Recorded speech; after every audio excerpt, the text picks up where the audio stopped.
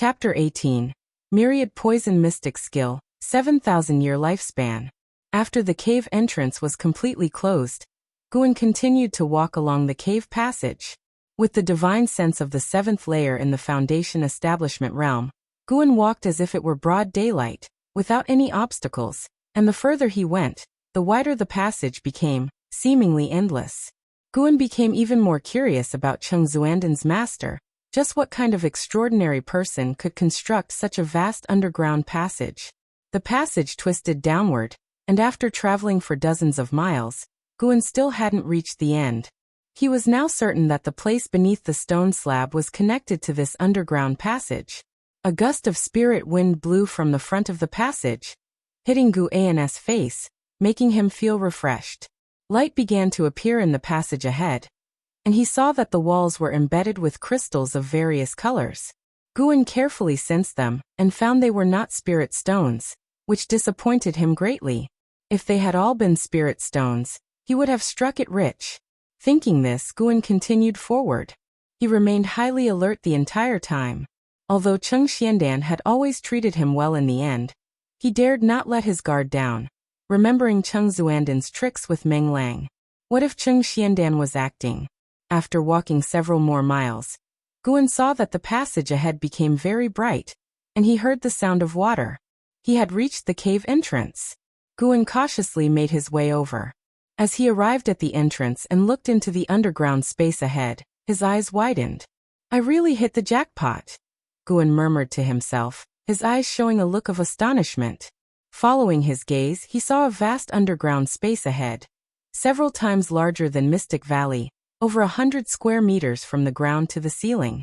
A giant tree, more than 100 meters high, stood in the middle. The trunk needed more than a dozen people to embrace, and though its branches and leaves were not many, it bore lantern-like fruits that were crystal clear and emitted a blue glow. Below the tree was a lush meadow, with a 2-meter-wide underground river flowing beside it, just at the edge of the underground space, near the mountain wall. Green Vine Tree, 7th Order 245/9999/87600, 87,000 years of maximum lifespan. Nearly 10,000 years of current lifespan. Seeing this information, Guan felt an impulse to uproot the tree, but he restrained himself.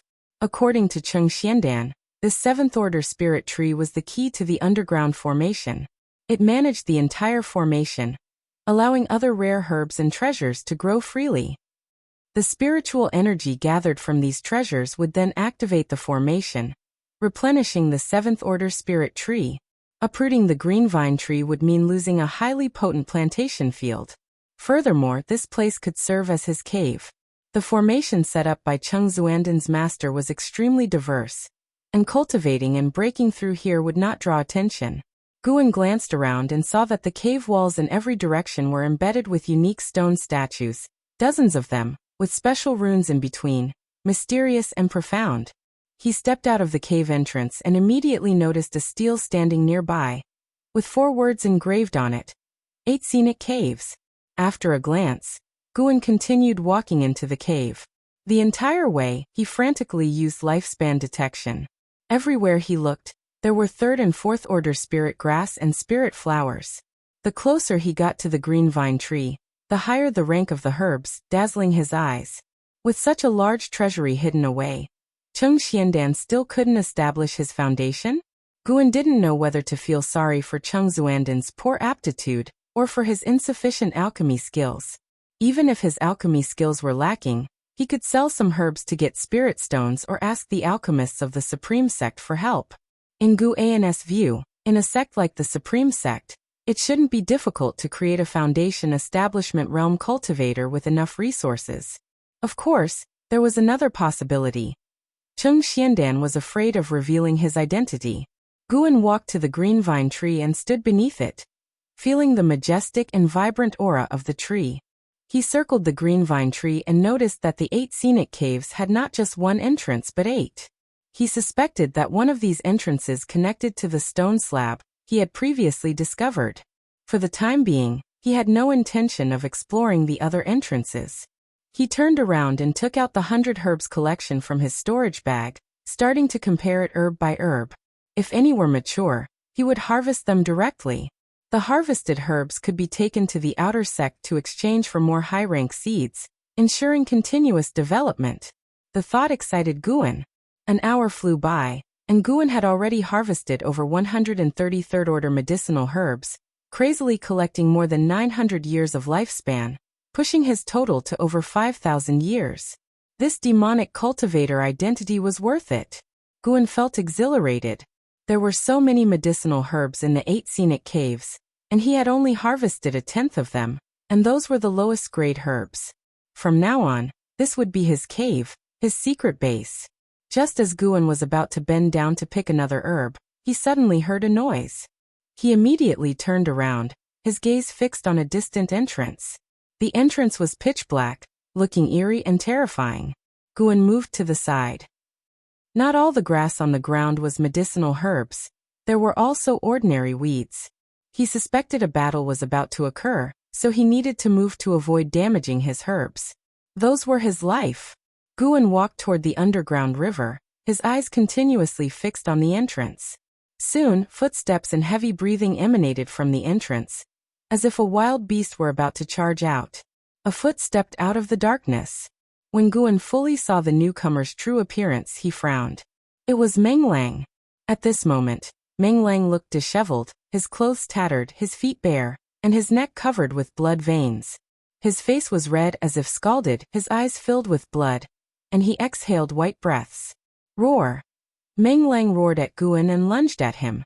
His speed was extremely fast, closing the distance between him and Guan. Guan advanced instead of retreating, stepping forward to meet him. The distance between them rapidly shortened, and grass clippings flew everywhere along the way.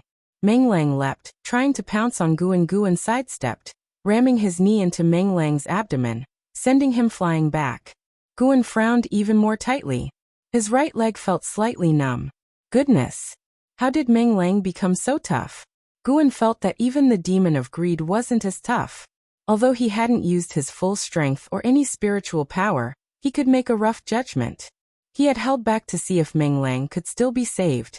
He shook his right leg and charged at Meng Lang again. Meng Lang fell onto the grass, seemingly unaware of pain, immediately getting up to pounce on Guan again.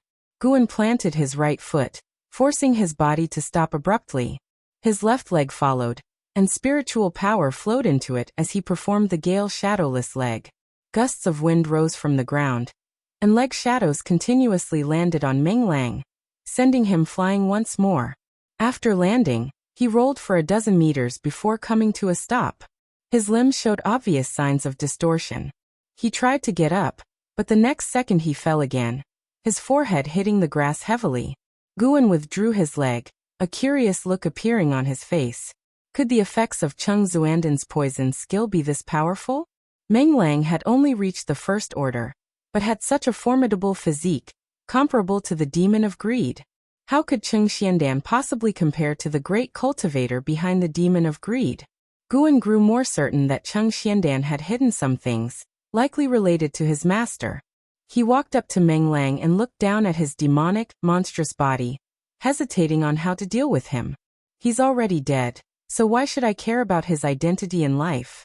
Guan's eyes flickered as grass clippings and dust around his feet began to slowly swirl, indicating that he was cultivating energy.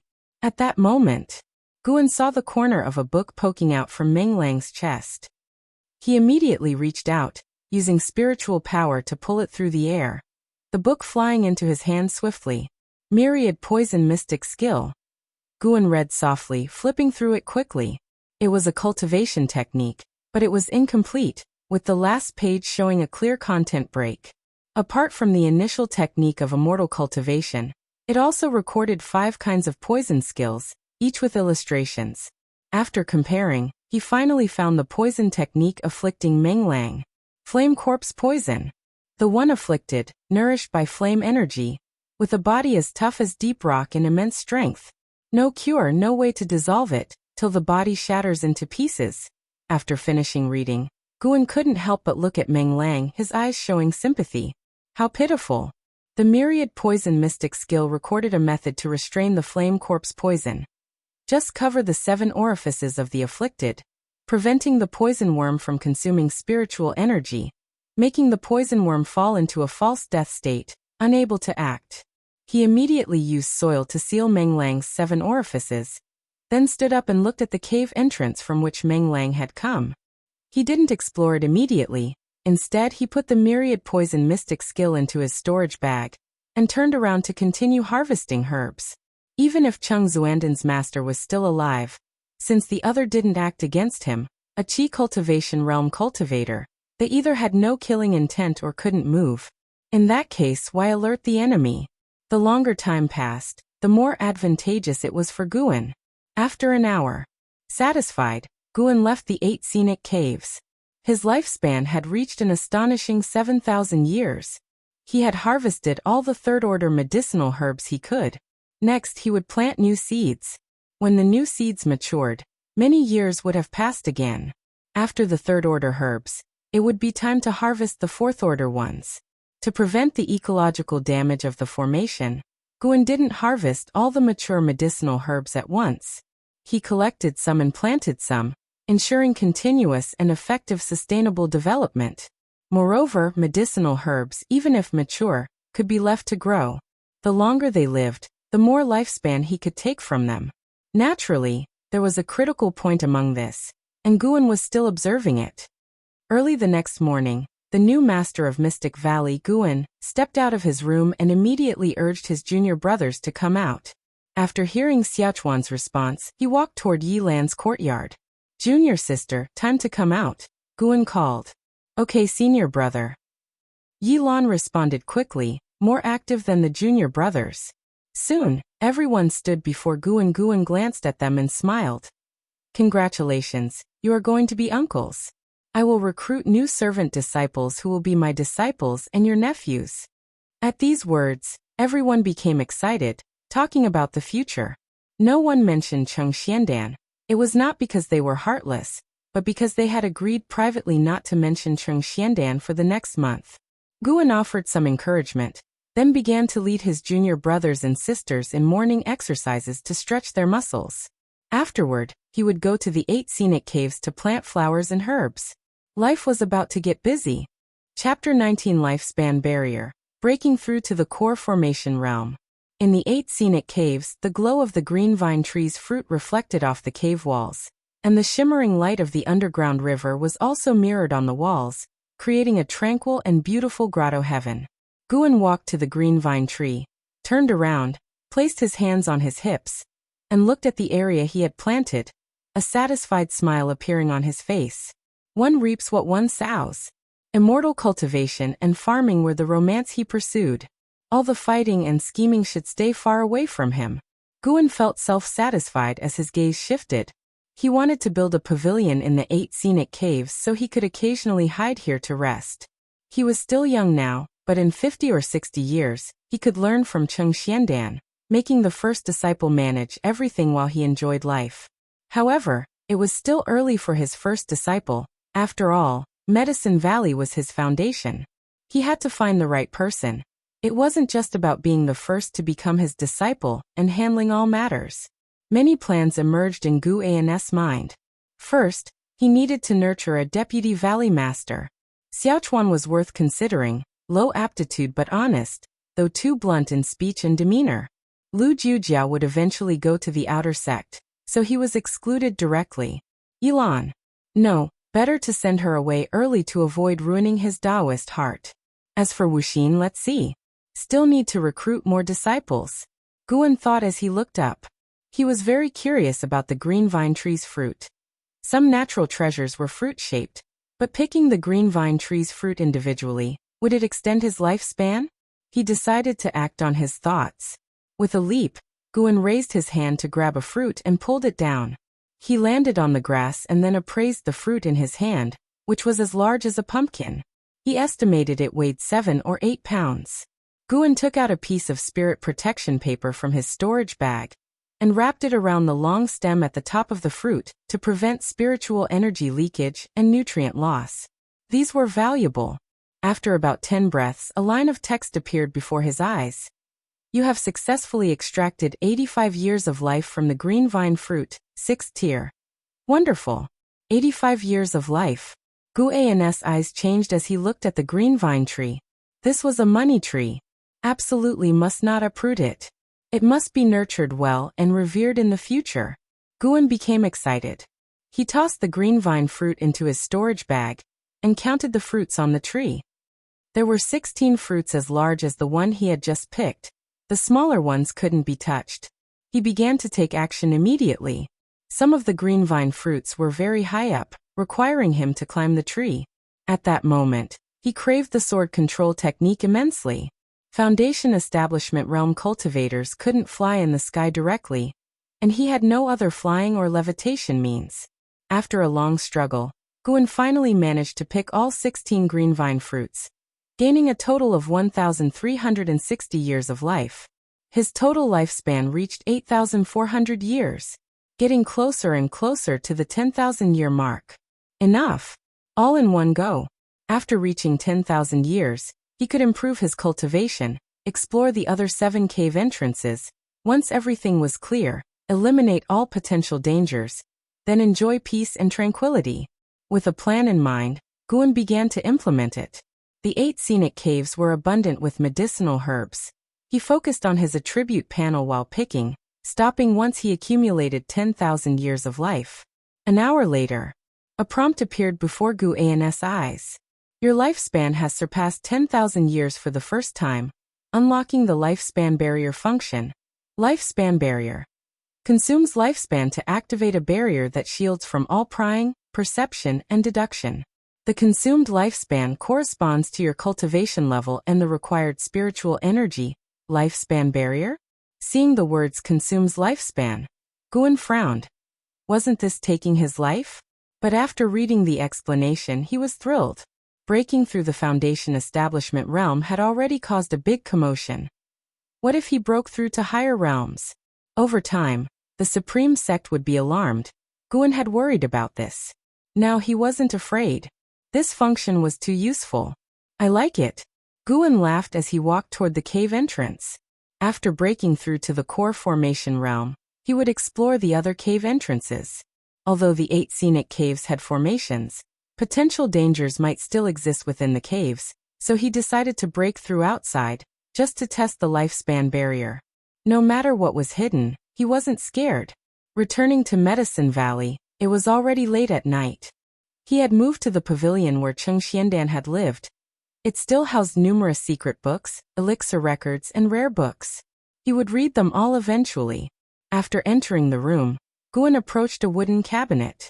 This cabinet was made from special wood that could retain the spiritual energy of natural treasures as much as possible, which Cheng Xiandan had mentioned before.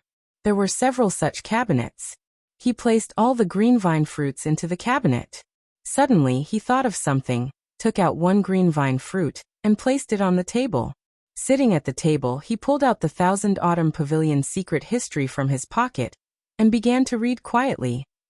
It was well past midnight when the white spirit rat finally returned.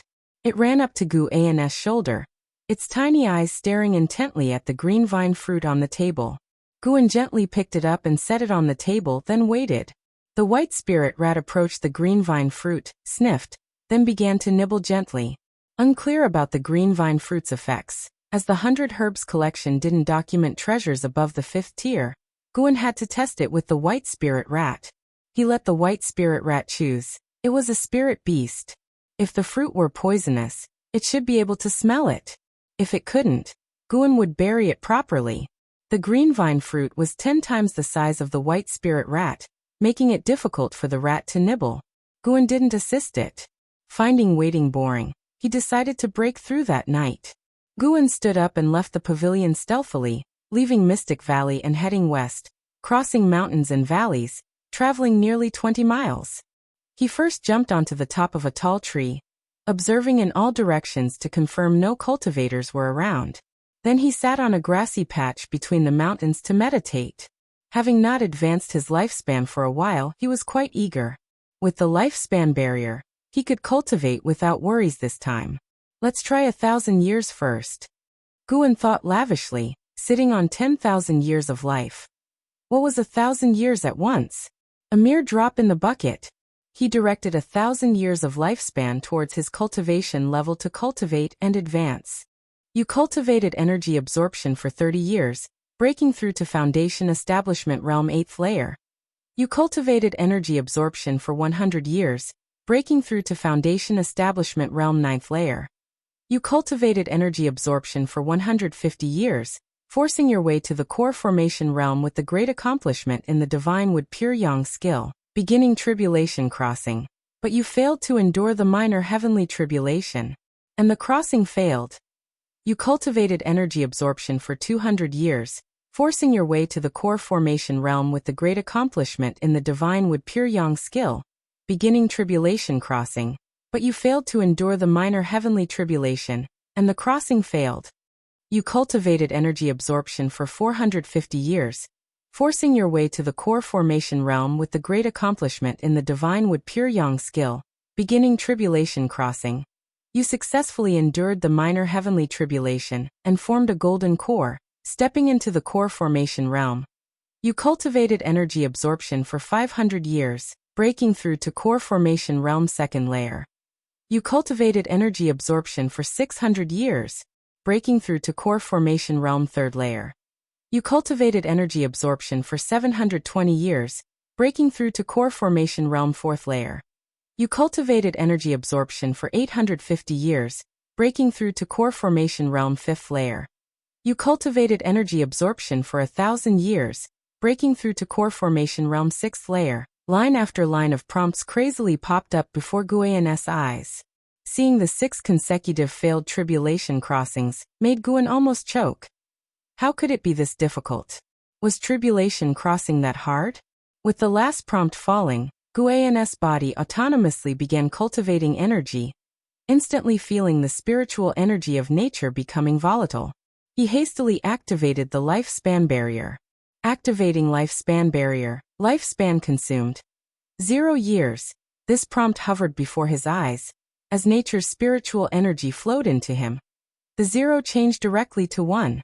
Hope the consumption isn't too high. Guyen silently prayed.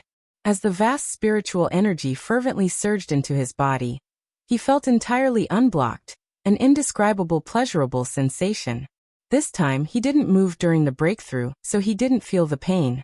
Centered around him, the ground formed ripples of air, converging from all directions into his body. Vaguely visible was a translucent barrier, about 5 yards in diameter. Guyen looked outside the barrier. There were no wind waves outside, the flowers, grasses, and trees were very calm, apparently not affected by him. He immediately became curious. Why was there no impact? Soon he understood. With the barrier activated, he absorbed spiritual energy from the ground during cultivation.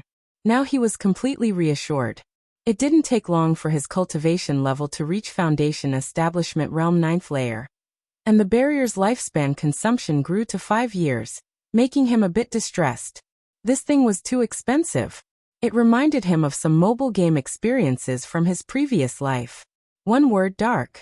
While Guyen internally complained, he suddenly noticed a bright light in the distant mountain forest. Narrowing his eyes, he vaguely saw a scene of cultivators battling. 10 miles away, above the mountain forest, Qiong swung his sword, unleashing waves of sword chi like fierce winds sweeping through the forest, scattering leaves. Liye, dressed in black, stood atop a tree, raising his sword to block.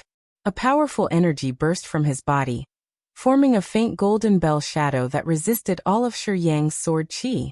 Qiong's black hair flew wildly in the wind, a sinister and arrogant smile on his face, as he laughed loudly. Liye, is this all you got? You want to fight the 4th prince? Can you even live to enter the inner sect? Liye's face was stern, glancing toward Mystic Valley. Not good. If this continued, it would alarm people in Medicine Valley. Liye didn't want to trouble Guyen and others, so he immediately pushed his sword, dispersing the sword chi, then flew in the direction opposite to Mystic Valley. Qiong chased closely, and the two rode their swords, quickly disappearing into the night sky. Guyen, within the lifespan barrier, couldn't clearly see the battling cultivators in the distance, but luckily those lights disappeared. He didn't dare relax. The lifespan barrier could shield prying, perception, and deduction, But it didn't become entirely invisible. What if someone stumbled in by chance? Time passed quickly in Guan's anxious state. He began to form the golden core within his body. As the barrier consumed over 50 years of lifespan, he successfully formed the golden core. Although the barrier consumed a lot, it was within Guan's acceptable range. Before starting, he worried this thing might be too much, draining him dry at once. Now his worries were gone. Another thought emerged. 1,000 years to reach core formation realm 6th layer. Should he continue? Chapter 20. Spirit Root Transformation, Nascent Soul Realm Cultivator. The night sky was silent, occasionally filled with the cries of birds, and the mountain forest lay quietly in the darkness. Guan meditated within the lifespan barrier, appreciating the moonlight. Tonight's moon was so beautiful, just like his mood. His cultivation level had already reached the 4th layer of the core formation realm, and he was getting closer to the end. He planned to continue investing until he broke through to the Nascent Soul Realm, and then acquire an ultimate skill, as the Gale Shadowless leg could no longer satisfy him. What kind of great cultivator in the Nascent Soul Realm uses leg techniques? He needed a sword. Guan decided to favor the 7 swords of the Li family. With the cultivation level of the Nascent Soul Realm, he also needed attacking techniques of the Nascent Soul Realm. Yes, let's assume that Cheng Xuanden's master was a great cultivator in the Nascent Soul Realm. Guan had to overestimate his opponent as much as possible to reduce the chances of defeat. After the cultivator he previously fought with left and did not return, Guan's heart was completely at ease. He was already a core formation realm cultivator, and in the outer sect he could walk unchallenged. Even if someone suddenly broke in, they wouldn't withstand a single kick from him. 5th layer of the core formation realm. His cultivation level increased again, and Guan's divine sense also became stronger along with it. The core formation realm was completely different from the foundation establishment realm. They were worlds apart. The spiritual power was vastly different, and the divine sense disparity was also immense. Now Guan's divine sense could converge into a powerful impact. Reaching the core formation realm made him feel like a true cultivator. If the core formation realm was like this, how powerful would the Nascent Soul Realm be? Guan could not wait to invest his lifespan. He had to wait patiently. After his cultivation level broke through to the 6th layer of the core formation realm, he then brought up his attribute panel. His gaze was involuntarily drawn to the spirit roots. He once tried to enhance his spirit roots, but the results were negligible. This caused a psychological shadow, fearing it was a bottomless pit. Thus he redirected his lifespan elsewhere, and deducing cultivation techniques could also improve spirit root qualifications. Now that he was strong enough and his lifespan was abundant, it was time to retry enhancing his spirit roots. After some time, when his cultivation level stopped increasing, Guan directly invested 2,000 years of lifespan into his spirit roots. You have invested 2,000 years of lifespan into evolving and cultivating your spirit roots. You comprehend the essence of heaven and earth for 100 years, and your perception power of the 5 elements spirit root increases.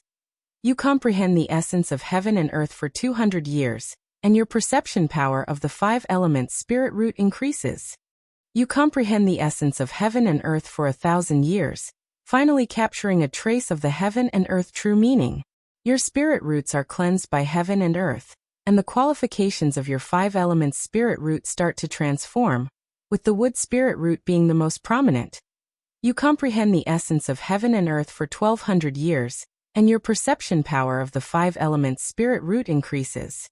You comprehend the essence of heaven and earth for 2,000 years, finally capturing a trace of the heaven and earth true meaning.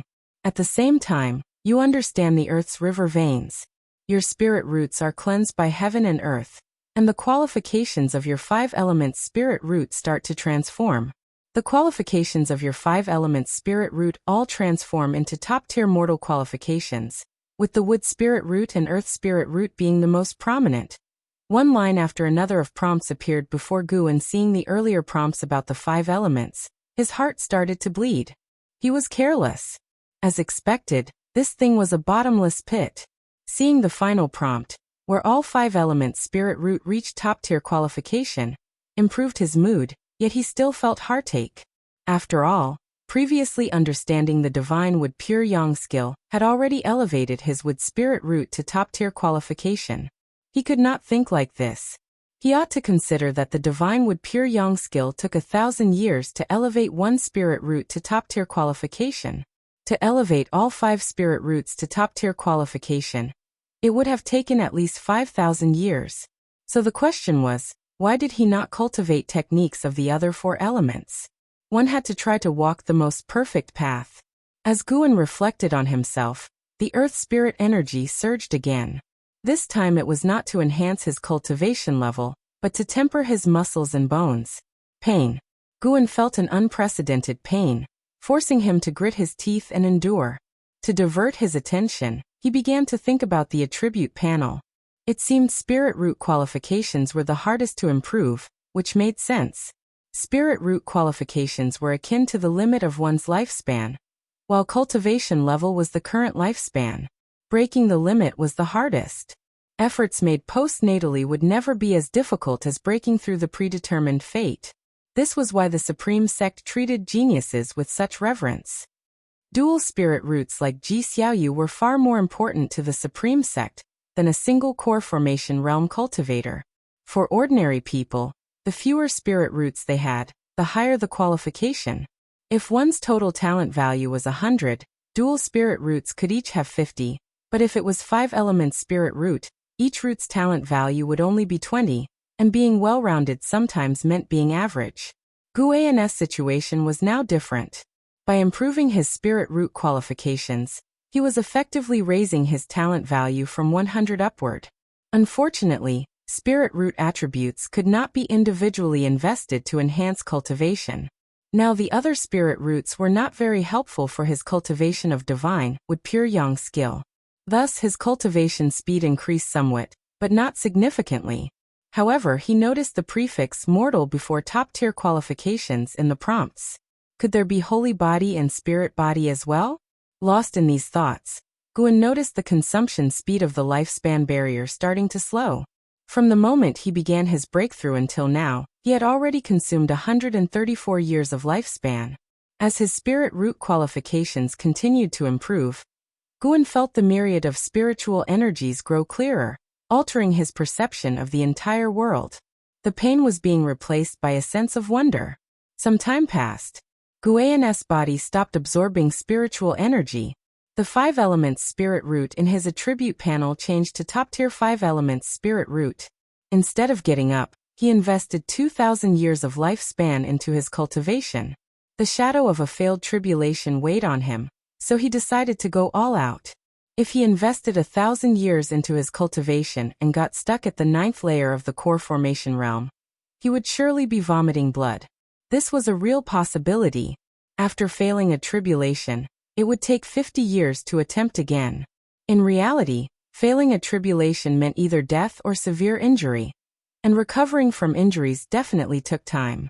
Moreover, the heavenly tribulation for the Nascent Soul Realm must be even harder. The number of failures would likely be numerous. Begin. You practiced Qi absorption for 100 years, and your cultivation broke through to the 7th layer of the core formation realm.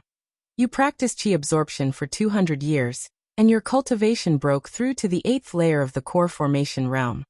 You practiced Qi absorption for 300 years, and your cultivation broke through to the 9th layer of the core formation realm. You practiced Qi absorption for 400 years, and with great mastery of the divine wood pure yang skill, you forcefully impacted the Nascent Soul Realm, and began your tribulation. You did not survive the 3 profound heavenly tribulations and failed the tribulation.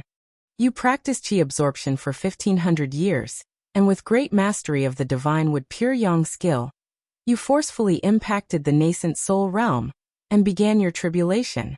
You did not survive the 3 profound heavenly tribulations and failed the tribulation. You practiced Qi absorption for 1,600 years, and with great mastery of the divine wood pure yang skill, you forcefully impacted the Nascent Soul Realm, and began your tribulation. You finally survived the 3 profound heavenly tribulations, succeeded in your tribulation, and were promoted to the Nascent Soul Realm. You practiced Qi absorption for 1,800 years, and your cultivation broke through to the second layer of the Nascent Soul Realm. You practiced Qi absorption for 2,000 years, and your cultivation broke through to the third layer of the Nascent Soul Realm. Damn. Failed 12 times. When Guan saw that he had failed the tribulation 6 times, his heart sank. By the time he failed 10 times, he was seeing blackness in front of his eyes. Luckily, he finally succeeded in breaking through to the Nascent Soul Realm. Was the Nascent Soul Realm truly so difficult to break through? Guan thought, collapsing mentally. He realized why the lifespan consumed by evolutionary cultivation was larger than the actual consumption. Evolutionary cultivation was equivalent to naked cultivation. Normal cultivation would involve taking elixirs and using formations to gather spiritual energy, which could help with tribulations. Not to mention the mystical effects of rare treasures. Once again, the spiritual energy in the world surged madly, and the consumption rate of the lifespan barrier increased. Guan calmed his heart and began to enjoy the enhancement of his cultivation. The rising sun shone over the mortal world, and Mystic Valley gradually brightened. Guan stood atop the mountain, overlooking the autumnal forest. His robe fluttered, and the sunlight bathed him, as if he could ascend to become immortal at any moment. He had already condensed the nascent soul, becoming a true Nascent Soul Realm cultivator. To reward himself, he elevated his surface cultivation level by 1 layer, reaching the 4th layer of the energy cultivation realm. In the future, he would raise it by 1 layer each year, stopping at the 9th layer of the energy cultivation realm, so he would not be summoned away. Unable to resist, he brought up his attribute panel to check again. Name, Guan. Lifespan, 22/4502. Spirit Root. Top Tier 5 Elements. Spirit Root, Wood and Earth. Attributes more prominent. Can invest lifespan for evolutionary cultivation. Cultivation, 3rd layer of the Nascent Soul Realm. Can invest lifespan for evolutionary cultivation. Techniques, Fire Control Art. Unlearned. Divine Wood. Pure Yang Skill, Mastery. Dragon Strength. Divine Primordial Skill, Mastery. Alchemy. Initial Insight. Can invest lifespan for evolutionary cultivation. Ultimate Skills, Gale Shadowless Leg. Accomplished. 7 Swords of the Leaf Family. Unlearned. 8 Directions Step. Unlearned. Can invest lifespan for evolutionary cultivation. Guan then planned to favor the 7 Swords of the Leaf Family again, then continue to save his lifespan, amassing up to the 100,000 mark before using it.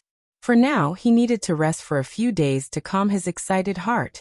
With his Nascent Soul Realm cultivation, he could indeed go to the Supreme Sect to obtain a decent position and treatment, but when he thought of the Supreme Sect sending him to slay demons, combat the demon path, and the potential for internal conflicts, he calmed his wandering thoughts. Stay true to your original aspiration to achieve the ultimate result. Nobody could change his mind. He planned to hole up in Mystic Valley to the end. He could occasionally seek out heavenly materials and earthly treasures, but he would never shift his focus from Mystic Valley. A higher position might accelerate the increase of his lifespan, but the danger would rise proportionally. Anyway, without enemies, why rush? Guan turned and walked down the mountain. The Nascent Soul Realm could already fly, but he chose not to. He chose to walk down the mountain instead. When he reached Medicine Valley, Xiaochuan and others gradually came out. Senior brother, you were up the mountain so early? Yilan greeted Guan. She oddly felt that today's senior brother looked even more attractive. Guan smiled and said, I went to check on the seeds. Today you will lead their training. Yilan nodded in agreement and wanted to ask more, but Guan had already headed towards the pavilion. Not far away, Wuxin watched Guan's figure, thinking to himself, there must be some mystery in the mountain forest. I will definitely find it. Guan walked up the stairs and pushed open the door. As soon as he entered, he saw the white spirit rat lying on the table, its body swollen like a balloon, while the green vine fruit had disappeared.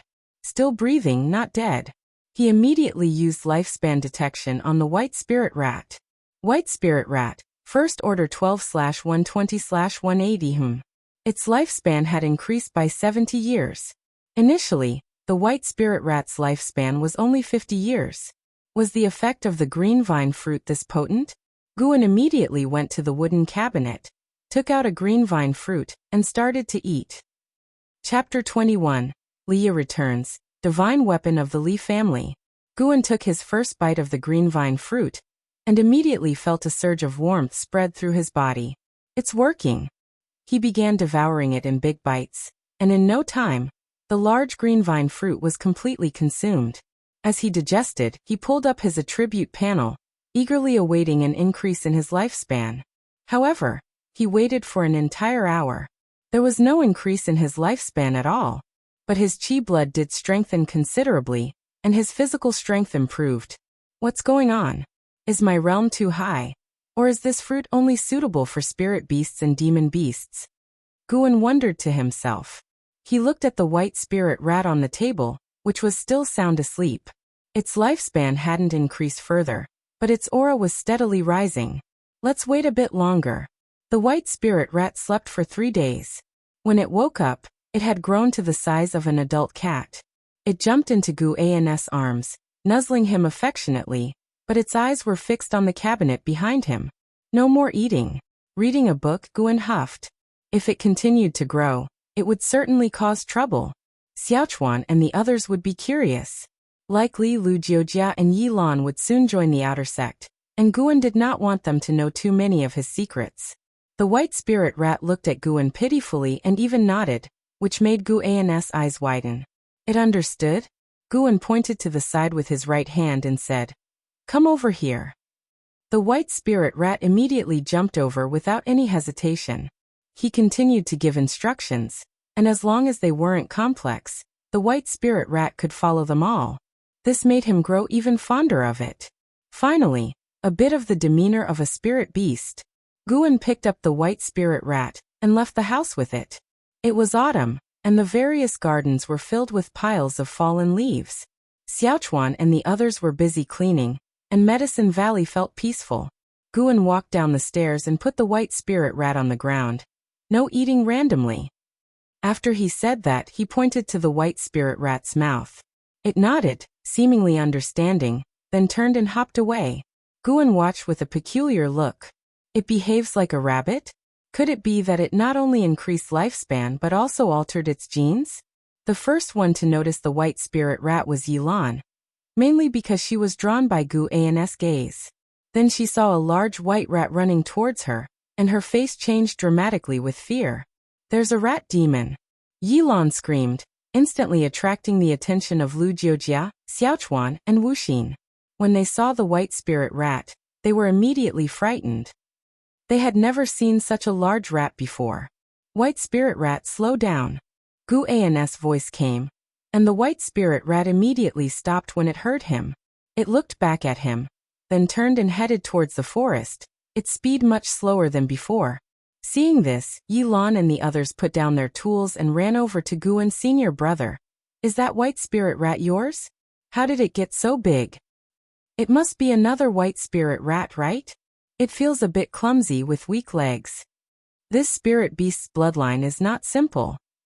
Listening to the comments from his junior brothers and sisters, Guan just smiled and remained silent, letting them guess.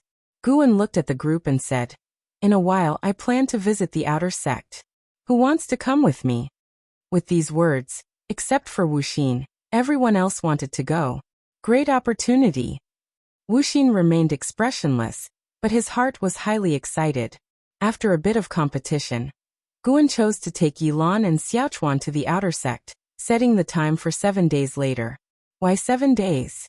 Because he first planned to thoroughly explore the 8 scenic caves. Guan turned and looked towards the valley entrance, where a figure was walking. It was Liya. After many years, Liya had gained a bit of aged and cold sternness. His black robe fluttered in the autumn wind, and with the sword at his waist, he exuded an aloof swordsman air that was undeniable. Xiaochuan and the other 4 noticed Liya, and his presence made them tense. Anyone who came to Medicine Valley usually had a higher status than them, not to mention this person looked hard to approach. Guan assessed Liya's lifespan, and found he had already reached the 4th layer of the Foundation Establishment realm. That's remarkably quick. As expected of the first person I found with a life grid. Guan walked over immediately, followed closely by the others. Liya scanned everything in Medicine Valley. When his gaze fell on Guan, he seemed a bit dazed. Back then, Guan had always followed others. Now he could lead the other servant disciples. Indeed, things had changed. Guan came up to him, cupped his hands and smiled. Brotherly, long time no see. Injured. Guan could feel his chi blood was chaotic, his breathing shallow, clearly suffering from internal injuries. Liya smiled and said, It's been many years indeed. Where's Master? And where are Senior Brother and Menglang? Guan said helplessly, Master's time was up, and he passed away some time ago. After you left, Senior Brother also left the valley. As for Menglang, he went to participate in the Outer Sect assessment and hasn't returned. Hearing this, Liya was stunned. Xiaochuan and the others whispered among themselves, guessing Liya's identity. Previously, Menglang had often mentioned there was a member of the imperial family serving as a servant disciple here, someone he called a brother. Liya sighed. So it's just you left? Guan asked. Want to sit in the building? Liya nodded. He came back mainly to revisit the old place and also to heal. Only here did he feel safe. Guan led Liya to the pavilion while signaling the others to continue cleaning the fallen leaves. Upon reaching the Valley Master's pavilion, as Liya stepped onto the stairs, emotions surged within him, and he couldn't help but start coughing, his face turning pale. Walking in front, Guan's expression changed slightly. He felt a faint soul wave from Liya. Good heavens! Does this guy have an old grandfather spirit with him? Guan turned his head and asked with concern. Brotherly, what's wrong? Liya waved his hand. Nothing, just a bit injured. Injured? Then stay here for now. There are plenty of places to stay in Medicine Valley. Guan said immediately. Liya smiled and nodded, thinking, Gu Junior Brother is still so considerate. This time, I should help him out. The two entered the house, and Guan made Liya sit down before preparing tea for him. Liya looked around the room, his gaze quickly settling on the green vine fruit in the wooden cabinet.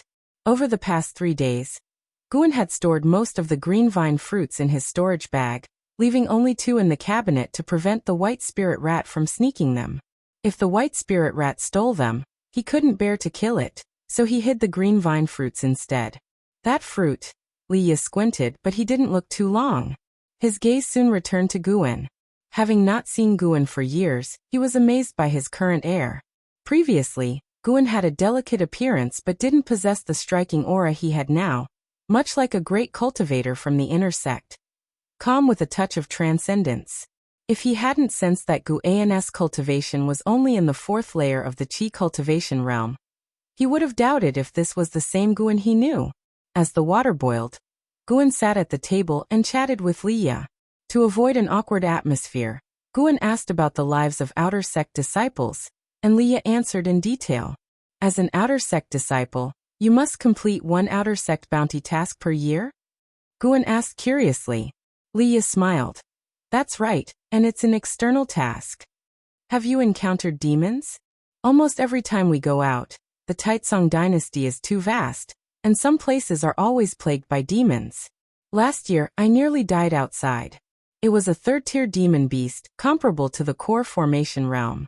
My friends and I fought fiercely, resulting in 1 death and the rest of us severely injured, barely escaping. Liya answered, showing a look of fear at the end. 3rd tier? Core formation realm? Guan feigned astonishment, lifting the gloom in Liya's heart. He started to recount the specific details, and Guan listened with genuine interest, responding with fitting reactions. In truth, he was genuinely curious about Liya's experiences. After listening, he only felt one thing. Too dangerous. Luckily, I wasn't an Outer Sect disciple. Besides demons, you also have to watch out for other cultivators. During a treasure hunt, I clashed with disciples from another sect, entangled with them for half a month, finally killing him. But guess what then? Liya's excitement rose as he started another story. Guan guessed his dad came. Liya looked at him with surprise and shook his head. Not his dad, but close. His master came. Good heavens! Guan felt even more grateful he wasn't in the Outer Sect. If the Outer Sect was like this, how much more dangerous must the Inner Sect be? Liya continued explaining his wit battles with the enemy's master, making Guan feel like he was listening to a storytelling session. Quite thrilling. When the water boiled, Guan got up to brew tea. Leah asked casually. Junior brother, are the fruits in the cabinet left by master? Guan, facing away from him, replied. I found them outside. Don't you remember? The white spirit rat is a treasure-hunting rat. Leah raised his eyebrows. It can really hunt treasures? He suddenly wanted to raise a white spirit rat too. After a moment's hesitation, he said, Junior brother, can you give me one to heal? I won't let you suffer a loss. Do you want a secret book or a magic artifact? Guan turned, carrying the tea tray to him, and said nonchalantly, I'll give you one directly. No need to give me anything. What kind of relationship do we have? Hearing this, Leah felt deeply touched. In the outer sect all these years, though he had friends, they were all based on benefits. No one had ever treated him so kindly, without expecting anything in return. Having said that, Guan walked to the cabinet, took out a green vine fruit, and placed it beside Leah's teacup. His action made Leah even more ashamed. Leah, you looked down on him in Medicine Valley before. Even though you joined the outer sect, you still have to rely on him to save you. Leah mocked himself inwardly. He then raised his hand and took out a treasured sword from his storage bag. The scabbard was green, inlaid with gems, the patterns intricate, exuding an air of wealth and grandeur. The hilt seemed to entwine a dark golden dragon. This sword, placed by Leah on the table, made a crisp, heavy sound. Leah stroked the sword and said softly, My mother gave it to me. I'll give it to you. This sword might save your life one day. Guan was stunned by the sword. Even though he only saw the scabbard, he felt the power within. After all, he was a Nascent Soul Realm cultivator. He saw more than Leah. Chapter 22, 2000 Years of Evolution, Taicang Divine Shocking Sword. No, I can't accept it. How could I take the sword your mother left you? Guan quickly waved his hand, expressing honest concern. Such a treasure sword must have a significant backstory and could bring trouble. Leah lowered his eyes, looking at the scabbard, lost in his own memories. This sword is called Heavenly Residence. It has been with me since I was 3 years old. Now I cannot fully utilize its power, and I am no longer qualified to use it. Leaving it with you is better. Maybe in this Medicine Valley, it will encounter its destined owner. Guan, puzzled, asked, Why are you not qualified? This sword can't be related to the imperial family, can it? If so, I dare not accept it. The thought of entangling with the Li family gave him a headache. Indeed, the sword was stunning and to his liking, but he preferred not to have his life disturbed. Leah looked at him and smiled. Even if I told you, you wouldn't understand. Don't worry. This sword won't bring you trouble. The Li family wouldn't dare to seize it because it was a love token from my father to my mother. With its presence, the Li family wouldn't dare to harm you. If you ever encounter insurmountable trouble, you can take this sword and go to Changluo to find my father. How could someone of my humble status face the emperor? Don't worry. The moment Heavenly Residence appears in Changluo, my father will sense it. In short, you must accept it. Otherwise, I won't eat this fruit. Then don't eat it. Guan almost blurted out but held back. He looked again at the Heavenly Residence sword. Up to now, he didn't have a single magic artifact of his own. Cheng Xuanden's inheritance only included talisman paper, without a single sword. What is there to fear? I am a Nascent Soul Realm cultivator. If I encounter any unresolvable trouble, I can just throw the sword to the opponent. Taking a deep breath, Guan reached out to grab Heavenly Residence. The sword had some weight, and his right hand trembled as he lifted it, causing Leah to laugh heartily. Junior brother Gu, even if your aptitude is ordinary, never forget to cultivate. You must practice the Li family's 7-sword art that I taught you. Leah earnestly advised. Guan, holding the Heavenly Residence sword with both hands, forced a smile and nodded. Boy, you still need to sharpen your insight. And so Leah settled in Medicine Valley, with Guan personally arranging a secluded courtyard for him, ensuring he was undisturbed. Seated cross-legged on the bed, with a half-eaten green vine fruit beside him, Leah performed hand seals, continuously cultivating energy for healing. A faint blue silhouette emerged from Leah's body, swirling inside the room. It was an old man with kind eyes, dressed in a slightly fluttering robe, exuding an aura of a high-ranking enlightened being. Liye opened his eyes and asked, Ancestor, what kind of fruit is this? Its medicinal effects are overpowering. The soul body of the old man, referred to as Ancestor, waved his hand, causing a spatial fluctuation within the room. He then stroked his beard and smiled. It should be the green vine fruit nurtured by the holy tree of Thousand Autumn Pavilion. Even the lowest grade of green vine fruit is of the 6th rank. Consider yourself lucky. The fruit of Thousand Autumn Pavilion? So they have infiltrated this deeply. No wonder the Supreme Sect considers them a great enemy. Liye murmured. The Ancestor looked at the green vine fruit and said, Thousand Autumn Pavilion and the Supreme Sect have held grudges for over 1,000 years. Each sect has planted countless spies within the other. Your junior brother Gu is fortunate. If not for meeting you, the green vine fruit would have brought him disaster. Liye shook his head. It's not that he is just lucky, he is kind and righteous. Such people are always rewarded. On the contrary, I consider myself the fortunate one. The Ancestor nodded. Indeed. In the immortal cultivation world, people like him are rare. However, you needn't feel too guilty. Giving him the heavenly residence, sword holds greater significance for him than the green vine fruit. Hearing him mention the heavenly residence sword, Liye sighed. I have failed my mother's expectations. I don't wish to contend for the throne. I only want to avenge her and then travel the world, far from courtly strife. The heavenly residence is one of the 3 emperor swords of Taicang. To fully harness its power, you must master the emperor-level sword technique. Your 9 devastating swords are only at a minor level. It would take another 100 years for you to master the emperor-level sword technique, the elder mused. Liye fell silent. The Ancestor teased. You couldn't easily defeat that young fellow named Qiong. You must strive harder, knowing that your 4th brother has already reached the core formation realm. Liye took a deep breath and said nothing more, closing his eyes to continue healing. The Ancestor looked out the window. Although it was tightly shut, he could hear the laughter of Xiaochuan and the others. This is indeed a good place, far from worldly disputes. Sadly, those with missions are not meant for such places. Forget it, no more sighing. I should go back to sleep and rest. Deep in the night, Mystic Valley was silent.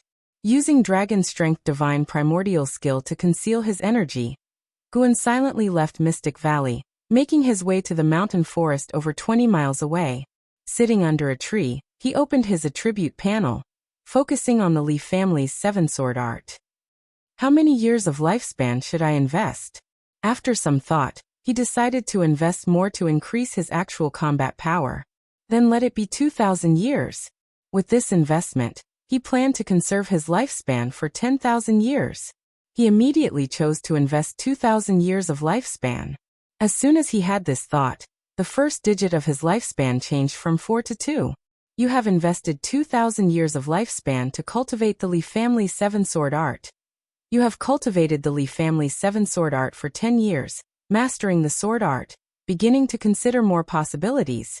You have cultivated the Li family's 7-sword art for 50 years, reaching the pinnacle, and your Li family's 7-sword art has elevated to the 7-sword art. You have cultivated the Li family's 7-sword art for 300 years, achieving the pinnacle, and your 7-sword art was elevated to the 9 devastating swords. You have cultivated the Li family's 7-sword art for 500 years, mastering the 9 devastating swords, and have condensed your own sword intent. You have cultivated the Li family's 7-sword art for 1,000 years, reaching the pinnacle with the 9 devastating swords, which was elevated to the emperor-level sword technique. You have cultivated the Li family's 7-sword art for 1,200 years, condensing the heaven and earth imperial energy with your sword intent, enhancing your sword Dao comprehension. You have cultivated the Li family's 7-sword art for 1,800 years, mastering the emperor-level sword technique, comprehending the true essence of sword Dao, entering a state of enlightenment, and elevating the emperor-level sword technique to the Taicang divine shocking sword. You have cultivated the Li family's 7-sword art for 2,000 years, mastering the Taicang divine shocking sword, and enhancing your sword Dao comprehension. A series of notifications popped up frenziedly. Upon seeing that the cultivation time had reached 1,000 years, Guan immediately activated the lifespan barrier. He feared alerting the mysterious underground presence and the soul within Li Ya's body. When all notifications concluded, a vast memory surged into his mind, and the ground emanated spiritual energy. However, this spiritual energy did not enter his body but swirled around him, gradually condensing into strands of cold light like sword light, shining with an extraordinary glow in the dark night. Guan entered a state of path enlightenment. It was uncertain how much time had passed before he gradually awakened. At that moment, dawn had not yet broken. Guan first looked at the lifespan barrier's consumption notification. Goodness, merely comprehending the cultivation technique had consumed 300 years of his lifespan. Fortunately, he had completely mastered the Taicang Divine Shocking Sword, reaching an integrating realm and understanding Sword Dao, giving him a wondrous feeling. Checking the attribute panel again, he saw that the Li family's 7-sword art in the ultimate skill section had changed to the Taicang Divine Shocking Sword, with the words integrating realm in parentheses. He did not immediately get up but instead took out Heavenly Residence, placing the scabbard horizontally on his legs, his hands pressing on it while his eyes closed. He was sensing the sword intent. Once the sword intent merged with his own, he could conquer this treasure sword. The interior of this treasure sword unexpectedly had many restrictions, like a series of magical checkpoints awaiting the sword master to breach using divine sense and spiritual power. Guan did not understand restrictions, but fortunately, he already had his own sword intent. His sword intent penetrated through the restrictions. An hour later, Guan stood up, putting the Heavenly Residence into the storage bag, and then walked towards Mystic Valley. With a step out, he immediately floated in midair, gathering sword chi beneath his feet, traveling on the sword. Upon reaching a distance of about 10 miles from Mystic Valley, he landed and continued to walk on foot, concealing his energy to the utmost. The night gradually passed, and the eastern sky began to show a pink hue. Morning arrived. Liya pushed open the door. Greeted by the sunrise, he stretched lazily, feeling refreshed. The medicinal effects of the green vine fruit were truly powerful. He no longer felt discomfort and sensed that he would be fully healed in a few days.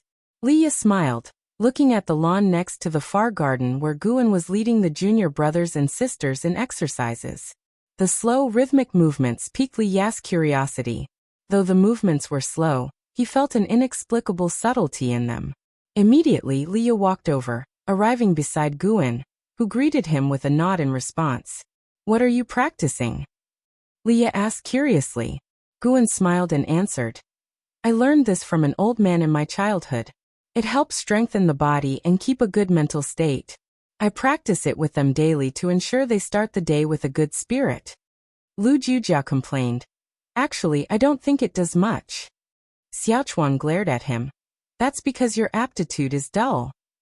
Liya said, "Actually, it does help, but you need to keep at it for a long time." Saying this as an outer disciple naturally made everyone believe him. Guan glanced at Liya, feeling that he had become more amiable, speaking so considerately. In truth, he led the junior brothers and sisters in exercises to completely shift their focus from cultivation and dreams, preventing them from ruining his plants.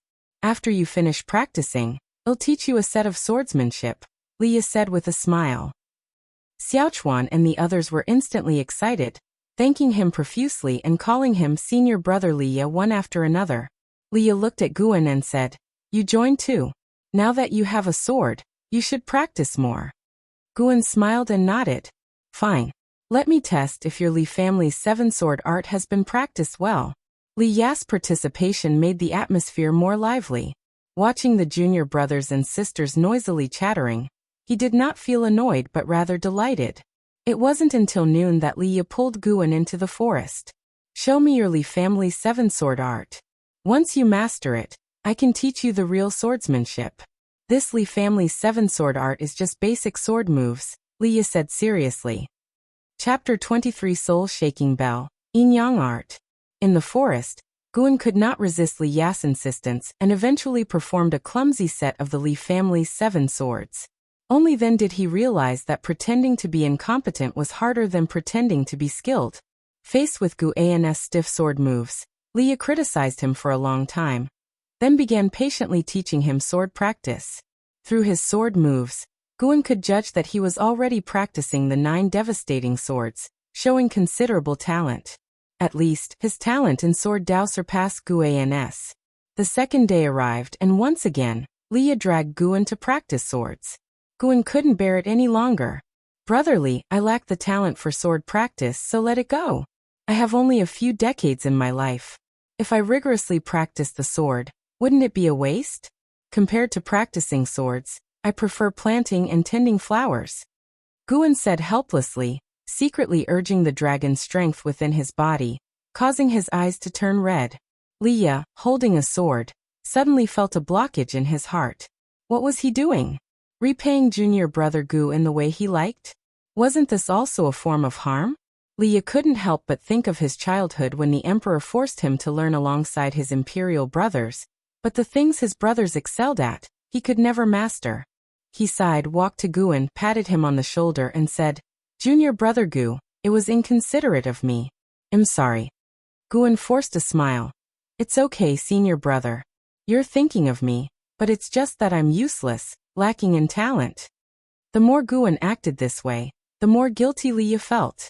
They sat down and began to chat about their first year in the valley, easing the tension of sword practice. For the next few days, Liya no longer pestered Guan to practice swords, but he would still spend an ancient hour teaching Xiaochuan and others sword practice. For Xiaochuan and the others, whose dreams had not yet been extinguished, learning swords from an outer disciple was a rare opportunity. 5 days later, Liya was preparing to leave. Guan, along with junior and senior disciples, escorted Liya to the entrance of the valley. Xiaochuan and others were reluctant. They had learned so much from Liya. Senior brother, this place will always be your home. Come back often. Guan said with a face full of reluctance. Home. Ripples arose in Liya's heart, but his face maintained a serene smile. Yes, I will come back. After saying that, he turned and left. Dressed in black, he moved through the forest like a black flame, burning fiercely, with the autumn wind unable to extinguish his fire. Guan sensed that he was burning with some kind of determination, possibly related to his recent injury. Only after Liya disappeared into the depths of the forest, did Guan turn his gaze back to the junior and senior disciples. He smiled and said, Cultivate well, and soon go to the outer sect to seek senior brother Li and bring honor to our mystic valley. Lu Jiojia immediately made a bold declaration, vowing to enter the outer sect. Xiaochuan said the same, though his confidence was clearly less than Lu Jujia's. Yilan was preoccupied, lost in thought. Wuxin spoke up. I won't go to the outer sect. I will stay with senior brother for a lifetime. Everyone looked at him in surprise, including Guan, this child. Guan felt touched. Had he misjudged Wuxin? Lately, Wuxin had been very well behaved, not wandering around late at night, and nothing had been stolen from Mystic Valley, so it couldn't be concluded that Wuxin had ill intent. Given this, more chores should be assigned to Wuxin in the future. Yilan felt a twinge of regret. How had Wuxin managed to say what she wanted to say first? At the same time, she realized that perhaps in her heart, senior brother was important, but not as important as pursuing immortal cultivation for longevity. Lu Jiojia couldn't help but mock Wuxin for being so sycophantic, and soon, Xiaochuan, Yilan, and Wuxin started arguing with him. Guan led them back to the valley, but his mind was drifting towards the underground. Liya had already left. Next, he had to prepare to deal with the underground troubles. Late at night, in the 8 scenic caves, Guan, holding the heavenly residence sword scabbard, came to Menglang. Menglang, with his orifices sealed by soil, still lay on the grass. The grass around here shows signs of tampering. As expected, there's someone. Guan keenly noticed subtle changes in the grass around Menglang. It's hard for an ordinary cultivator to detect this. He noticed it because he specifically observed the area last time he left. He gripped the heavenly residence sword, and then walked toward the cave where Menglang had initially emerged. Before long, he disappeared into the darkness. This tunnel was dim, with few crystal stones. However, for the divine sense of a nascent soul realm cultivator, it posed no challenge. The cold spirit wind blew in the tunnel, ruffling Guan's robes, and his divine sense had already reached the end of the tunnel. There was a spacious cavern, not as large as the main cavern of the 8 scenic caves, but still sizable. Here stood several coffins, with a large bluish-green crystal stone embedded in the ceiling, casting an eerie glow on the frightening coffins below. Apart from the coffins, there was nothing else. Guan's divine sense immediately detected a faint sign of life inside one of the coffins. This trace of life could not escape the divine sense of a nascent soul realm cultivator. Guan did not sense any danger from this faint life force, but he remained cautious. He advanced slowly and walked for a long time before reaching the end of the tunnel. He stood at the entrance and carefully peered inside. He cautiously asked, "Is anyone there?" There was no answer, as if the cavern was devoid of anyone. Guan picked up a stone from the ground and threw it inside. With a thud, the stone hit one of the coffins. The coffin remained still, but Guan seemed frightened and his eyes widened. He instinctively stepped back, feigning a look of panic. Why hadn't there been a response yet? Continuing the act any longer would be awkward. Guan grew anxious. He did this to gauge the attitude of the presence hidden here. After all, it had not harmed him before, and he did not want to wrongly kill a good person. At least, he needed to be at peace with himself. Gritting his teeth, Guan suddenly drew his sword and rushed into the cavern, slashing wildly. With a crack, the heavenly resident's sword struck a coffin lid and got stuck. As he pulled it with force, his body staggered back a few steps due to the inertia. Poo-ha!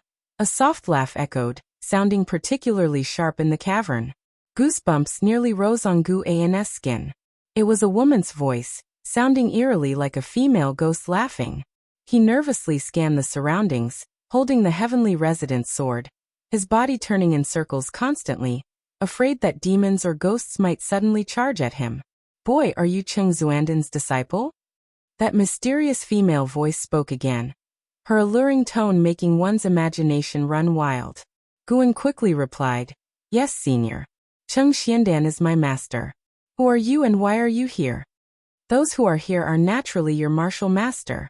Qiong Xuandan is my disciple. Since you entered, it means his time is up, correct?" The mysterious female voice ceased laughing and spoke with a hint of melancholy. Guan replied, "So you are my martial master. Nice to meet you, martial master." Master's life indeed came to an end. He said that he wanted to emulate you, seeking a place unknown to others to face the end of his life. The cavern fell into silence. Guan remained vigilant. If the other side wanted to attack him, no matter how he was related, he would show no mercy. The heavenly resident's sword in his hand had not yet been stained with blood. After a long while, just as Guan was about to speak, the other voice spoke again. "Did Qiong Xuandan tell you my identity?" Guan whispered, "Master told me everything. You come from the Thousand Autumn Pavilion. He also told me to be ready to assist someone from the Thousand Autumn Pavilion at any time. You seem timid and cowardly, cautious as you entered. You must not be here willingly, only finding out about all this after he passed the position of Valley Master to you?" The voice teased. Guan sighed, revealing his helplessness. This time, he wasn't acting. He genuinely felt helpless. "Since you have already become his disciple, you are also my disciple's disciple. Guard here for 10 more years. After 10 years, I will leave Supreme Sect and not bring you any trouble." After hearing this, Guan couldn't help but ask, "May I ask the martial master's name?" "My surname is Jiang, given name Qiong. As for my title in the immortal cultivation world, it's better not to mention it." Jiang Qiong? The name sounded pleasant enough, though who knows how many years she had lived. While Guan was pondering, a coffin in front suddenly opened, startling him to the point of raising his sword. 2 items flew out of the coffin and landed before him. He looked down and saw a small black bell and a secret book. "Consider this my gift to my disciple's disciple, the soul-shaking bell. It can repulse all Myriad poison mystic skills poison spells. As long as you shake it, all corpse poisons in this cave will heed your command. The book is my technique of immortal cultivation, the Yin-Yang art. The Yin-Yang art includes the spell to refine the soul-shaking bell, something not even your master could learn." Jiang Qiong's voice came again, sounding somewhat fatigued. Guan immediately bowed in gratitude, unable to resist asking, Disciple's talent is mediocre. Why do you treat me so well, martial master? Hee, mediocre talent? Boy, though it's unclear what miracle skill you practice, your actual cultivation level is certainly not limited to the 4th layer of the energy cultivation realm. You should have already entered the foundation establishment. To achieve foundation establishment at such a young age makes you a genius. The fact that you can suppress your arrogance, hiding as a servant disciple in the outer sect, hints at a burdening secret, but at least it shows you are quite resistant to Supreme Sect. Your talent satisfies me, and your behavior aligns with my taste. Cultivate well, and I'll teach you more spells later. Once you inherit my mantle, I'll recommend you for the status of true disciple in the Thousand Autumn Pavilion. Qiong resumed her previous alluring laughter, causing Guan's face to change, feeling exposed and somewhat embarrassed. Taking a deep breath, Guan said, "Thank you, Martial Master. If you have any instructions, please tell me at any time." After speaking, he bent down to pick up the soul-shaking bell and the yin-yang art before turning and leaving. Qiong's voice no longer echoed in the cavern, and Guan quickly returned to the 8 scenic caves. Sitting under a tree, he began to study the yin-yang art. He contemplated whether Qiong harbored any ill intentions. Just 10 years wasn't too worrying. He wasn't just a nascent soul realm cultivator. He also mastered the Taicang divine shocking sword. Qiong clearly wasn't a good person. She only feared Guan's foundation establishment realm's strength. In 10 short years, how could she go from fearing the foundation establishment realm to effortlessly suppressing the nascent soul realm? She hadn't just hidden here. According to Cheng Xiandan, she had been dead for 70 years.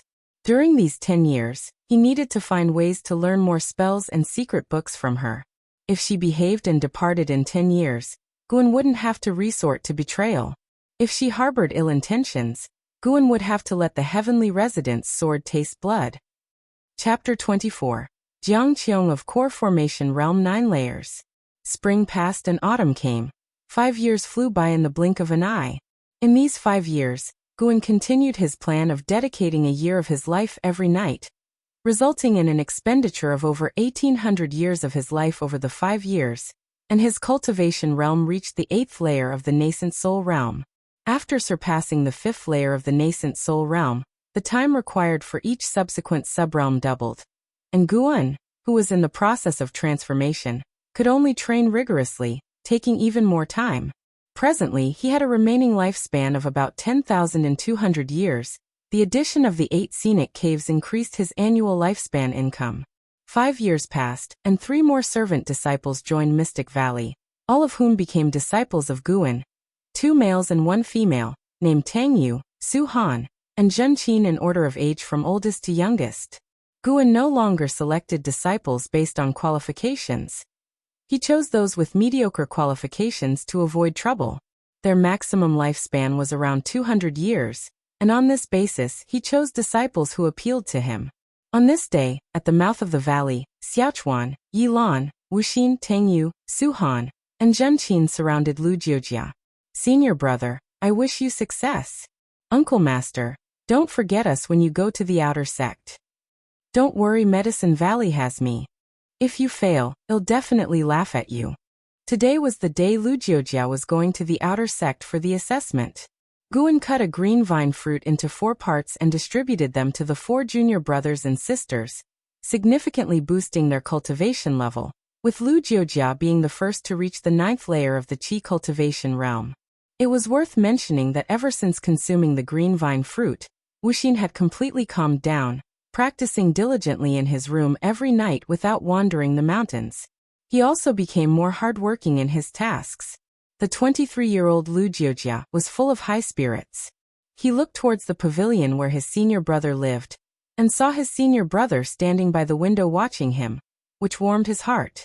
"Wait for my good news, I won't let you down, senior brother," Lu Jiojia said with a proud smile, then turned and left. With years of practice in the residual wind leg, he felt he could make a name for himself in the outer sect. Guan, dressed in a white-bottomed black robe, watched Lu Jiojia leave from afar, with mixed emotions in his heart. He couldn't tell whether it was relief or reluctance, perhaps both. "I'm only 27 and already feeling so emotional. What will happen when I'm 200, 2000, or even 20,000 years old? Guan laughed self-deprecatingly. He turned and walked to the table, sat down, picked up the Green Hero Travelogue, and continued to savor it. This Green Hero Travelogue was published last year, and in his opinion, it was a peak masterpiece. The author's skills in writing about fleeting emotions had reached the transformation realm. An ancient hour later, Wuxin came to visit. At 21, he was still dressed as a monk. Guan often teased him as a handsome monk Tang, especially after Guan had specially ordered a monk robe for him from the outer sect, enhancing his charm even more. Senior brother, I have finished watering the garden on the mountain. Is there anything else you need today? Wuxin softly asked as he walked to Guan's side. Casting a glance at the Green Hero Travelogue, his fair face instantly turned red. Without raising his eyes, Guan said, "There's nothing else, you can go practice now." Wuxin walked to the opposite side of the table but did not leave, looking hesitant. Guan glanced at him and asked, "Is there something else?" In his black robe, he already had the oppressive aura of a superior. In recent years, Medicine Valley's harvest was good, and he, without a private fund, bought new clothes for everyone in Medicine Valley, making them no longer look like servant disciples. Wuxin gritted his teeth and said, "Senior brother, to be honest, with my qualifications, I can never join the outer sect. I truly wish to accompany you in the Medicine Valley for the rest of my life." Guan put down the Green Hero Travelogue and studied him carefully. Isn't this just one meaning behind his words? He wanted to progress. Guan frowned with a look of difficulty. Seeing his expression, Wuxin became anxious and directly knelt down. "Senior brother, what's missing in me? I work harder and am more obedient than them, yet they all want to go to the outer sect, but I don't." Wuxin said excitedly, his eyes turning red. Guan noticed that he had activated some cultivation technique, causing his chi blood to surge. "You brat, are you trying to imitate me?" Guan said earnestly. "Wuxin, in my heart, there is no one better or worse, like the green vine fruit, I split it equally among you. But the position of the chief disciple is very important, even representing the next valley master. Although I am a servant disciple, my treatment is not inferior to that of ordinary outer sect disciples. I must repay the sect's kindness. You seem to be hiding something from me, of course. Everyone has their unspeakable reasons. I don't want to ask more. You will always be my junior brother, but the position of the chief disciple." He sighed at the end, showing a helpless expression. Wuxin was stunned, not expecting that his actions from years ago had been noticed by senior brother early on. His first reaction was panic, followed by moving emotion. That nighttime intelligence probe took place 5 years ago, yet senior brother had tolerated him for 5 years. What does that mean? Senior brother truly considered him as one of his own. Putting himself in senior brother's shoes, Wuxin felt that if he were in senior brother's place, he would have severely punished such a junior brother long ago. Wuxin felt more and more ashamed the more he thought. He really couldn't act anymore. "Senior brother, actually," Wuxin gritted his teeth, seeming to make a huge decision. "Actually, I come from the Thousand Autumn Pavilion. My father is one of the 72 pavilion masters of the Thousand Autumn Pavilion. I am dull-witted and constantly bullied by my brothers and sisters, so I escaped. The reason I wandered around during those nights was because I heard about senior brother Li Ya's deeds. I wanted to see if there was any opportunity to prove myself to my father in the future, but I have given up now. I can't compare to my brothers and sisters, or even to Lu Jujia," Wuxin said in one breath, lowering his head. Not daring to look at Guan's face showed shock and disbelief. "You," hearing senior brother's trembling voice, Wuxin felt even more ashamed, pressing his forehead tightly to the ground. Guan truly hadn't expected Wuxin to be from the Thousand Autumn Pavilion. What is this? Might as well call it the Thousand Autumn Valley instead of the Mystic Valley. Guan secretly spread his divine sense, forming an invisible barrier to prevent eavesdropping. He was silent for a while, then heavily sighed and said, "Forget it, stand up and talk first." Tense and uneasy, Wuxin breathed a sigh of relief. Wuxin stood up and saw the complex expression on Guan's face, feeling even more moved. Indeed, senior brother truly cared for him. "I'm not very familiar with the Thousand Autumn Pavilion. I heard it's a demonic sect? Guan asked, taking a deep breath. Wuxin nodded and said, Indeed it is, and the most evil demonic sect, skilled in corpse path, poison skills, soul capturing and poison creatures. I couldn't stay there, so I escaped. Will your father come looking for you? I have to consider other disciples. Guan asked worriedly. Wuxin quickly waved his hand. He would never look for me, he would rather I was dead. I am his greatest humiliation. Hearing this, Guan's face relaxed a bit, sternly scolding. Wuxin, I won't allow you to belittle yourself like this. How can a person's worth be judged solely by their cultivation level? Wuxin scratched his head and said with a silly laugh. I know, but the Thousand Autumn Pavilion is a demonic sect, and people in demonic sects are not normal. Guan nodded, as if remembering something, and asked, By the way, have you heard of the name Qiong in the Thousand Autumn Pavilion? Qiong. Wuxin was taken aback, frowning in thought. After a few breaths he suddenly recalled and said, I remember, she was the top genius of the Thousand Autumn Pavilion 100 years ago and the daughter of the second pavilion master, but she has fallen for many years. I heard my father mention her when I was young. He even wanted my elder brother to marry Qiong. Hearing this, Guan couldn't help but ask curiously, How old is your father? Wuxin replied, Almost 500 years old, with over 100 children, so he wouldn't care even if I was lost. Guan was silent. The demonic sex style is somewhat enviable. Guan asked a few more questions, but Wuxin didn't know much about Qiong. Since you have confessed your origins, I will train you to be the chief disciple. If the chief disciple position of a valley can bring back a lost demonic cultivator, it can be considered a merit. But for now, you cannot reveal this to anyone.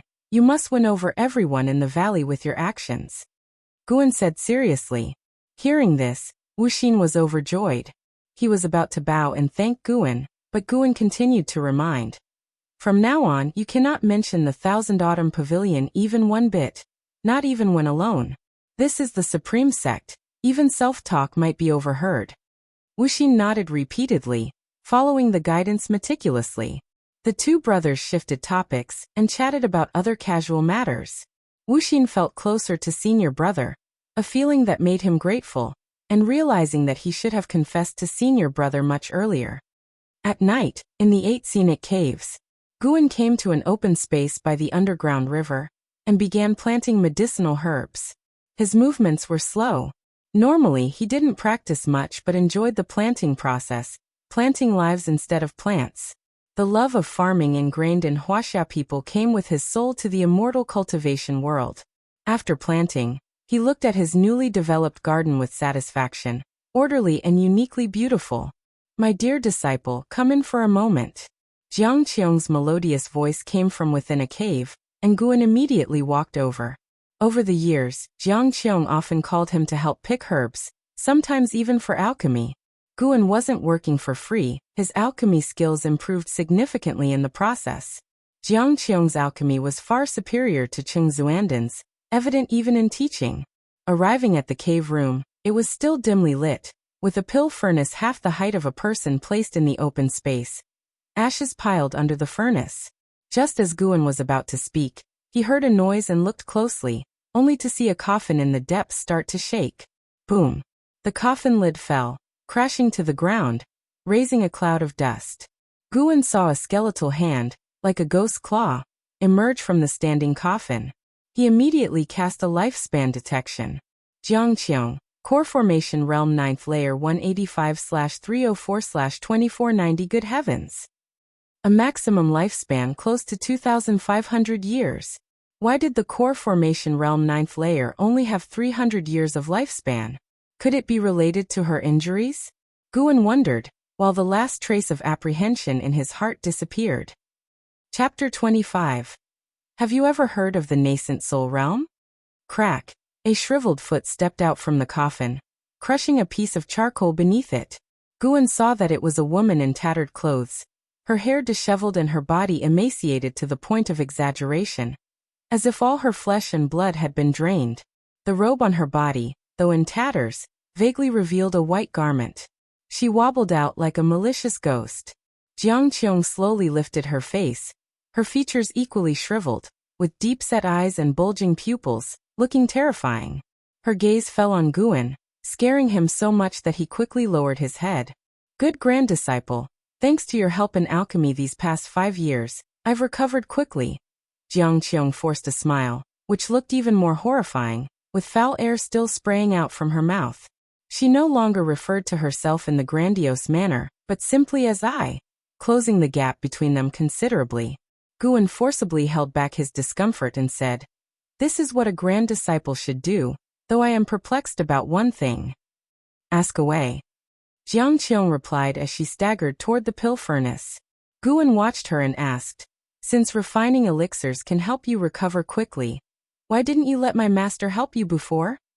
Cheng Xiandan thought Qiong had been dead for 70 years, meaning she had been hiding here for that long, and Cheng Xiandan had never discovered she was still alive.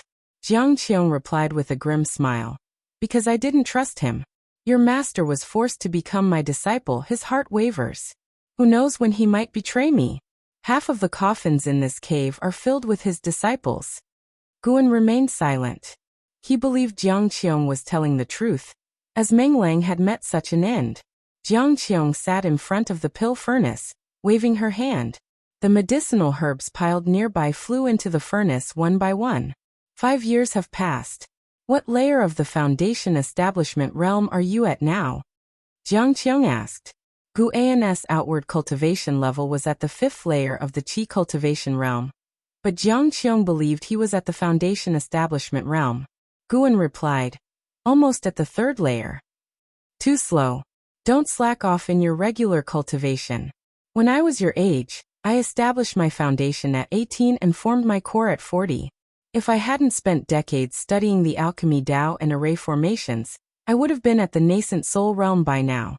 Have you heard of the Nascent Soul Realm?" Qiong absent-mindedly asked while staring at the pill furnace.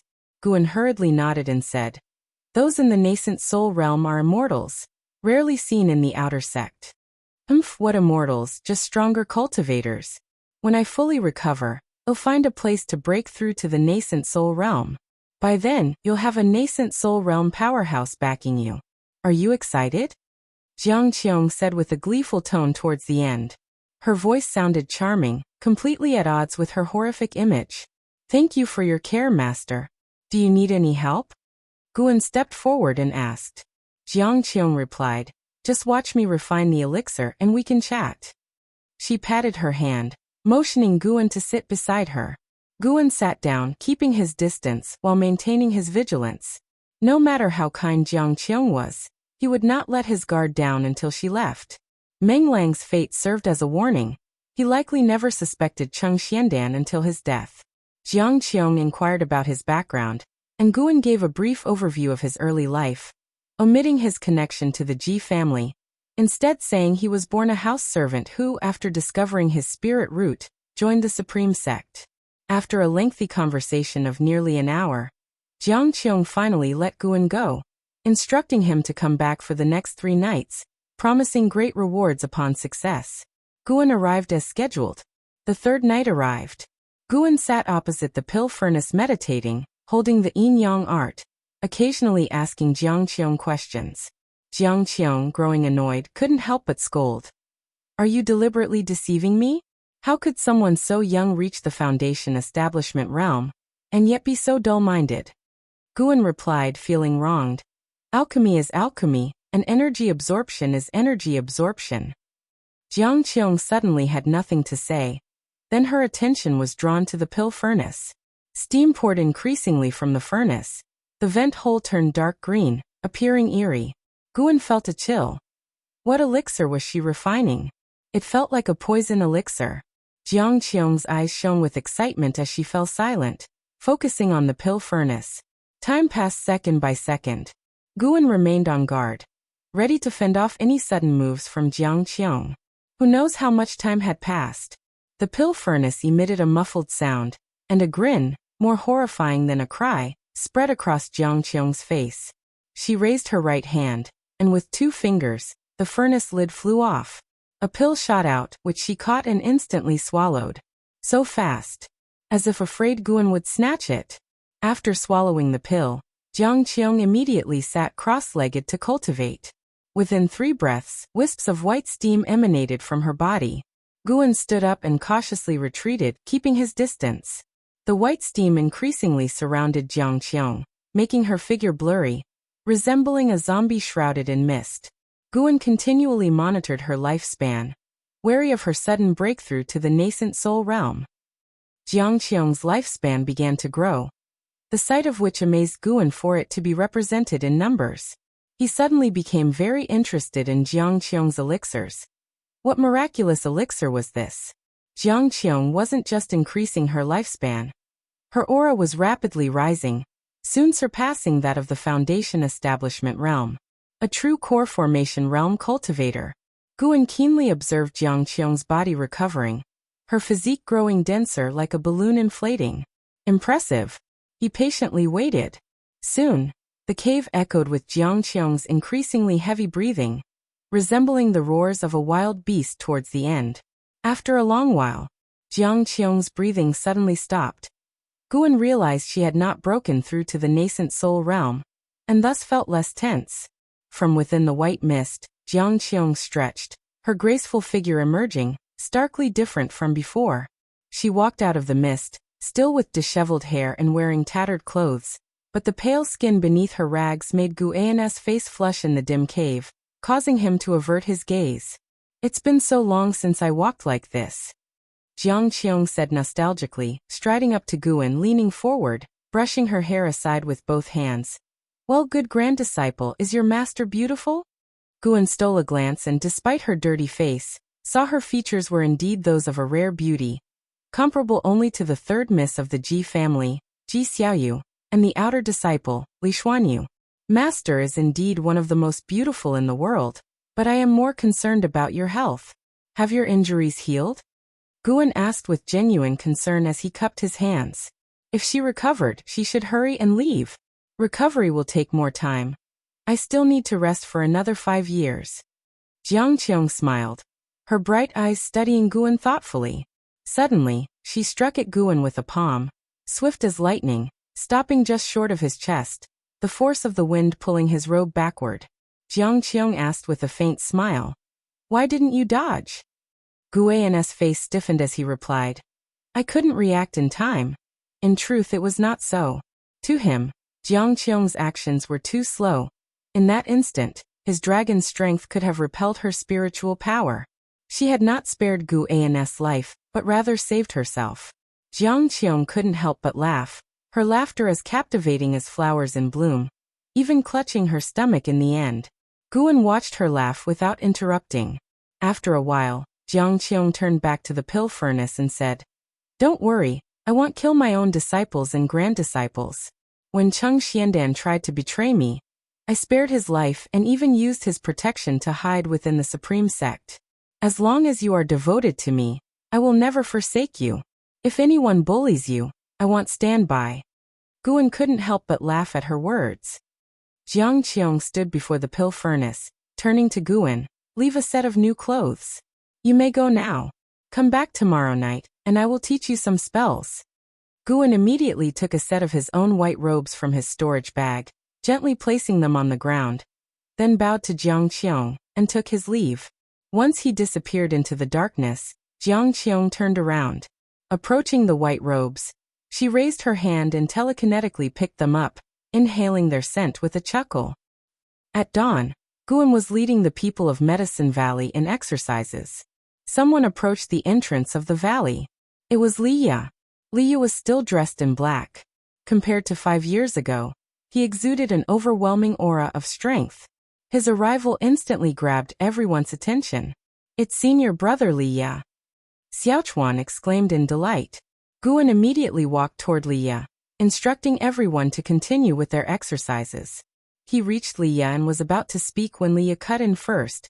"Let's talk upstairs." Something urgent?" Guan instantly grew tense. What matter required Liye to come personally? He led Liye to the pavilion, ascending the stairs and entering the room before closing the door.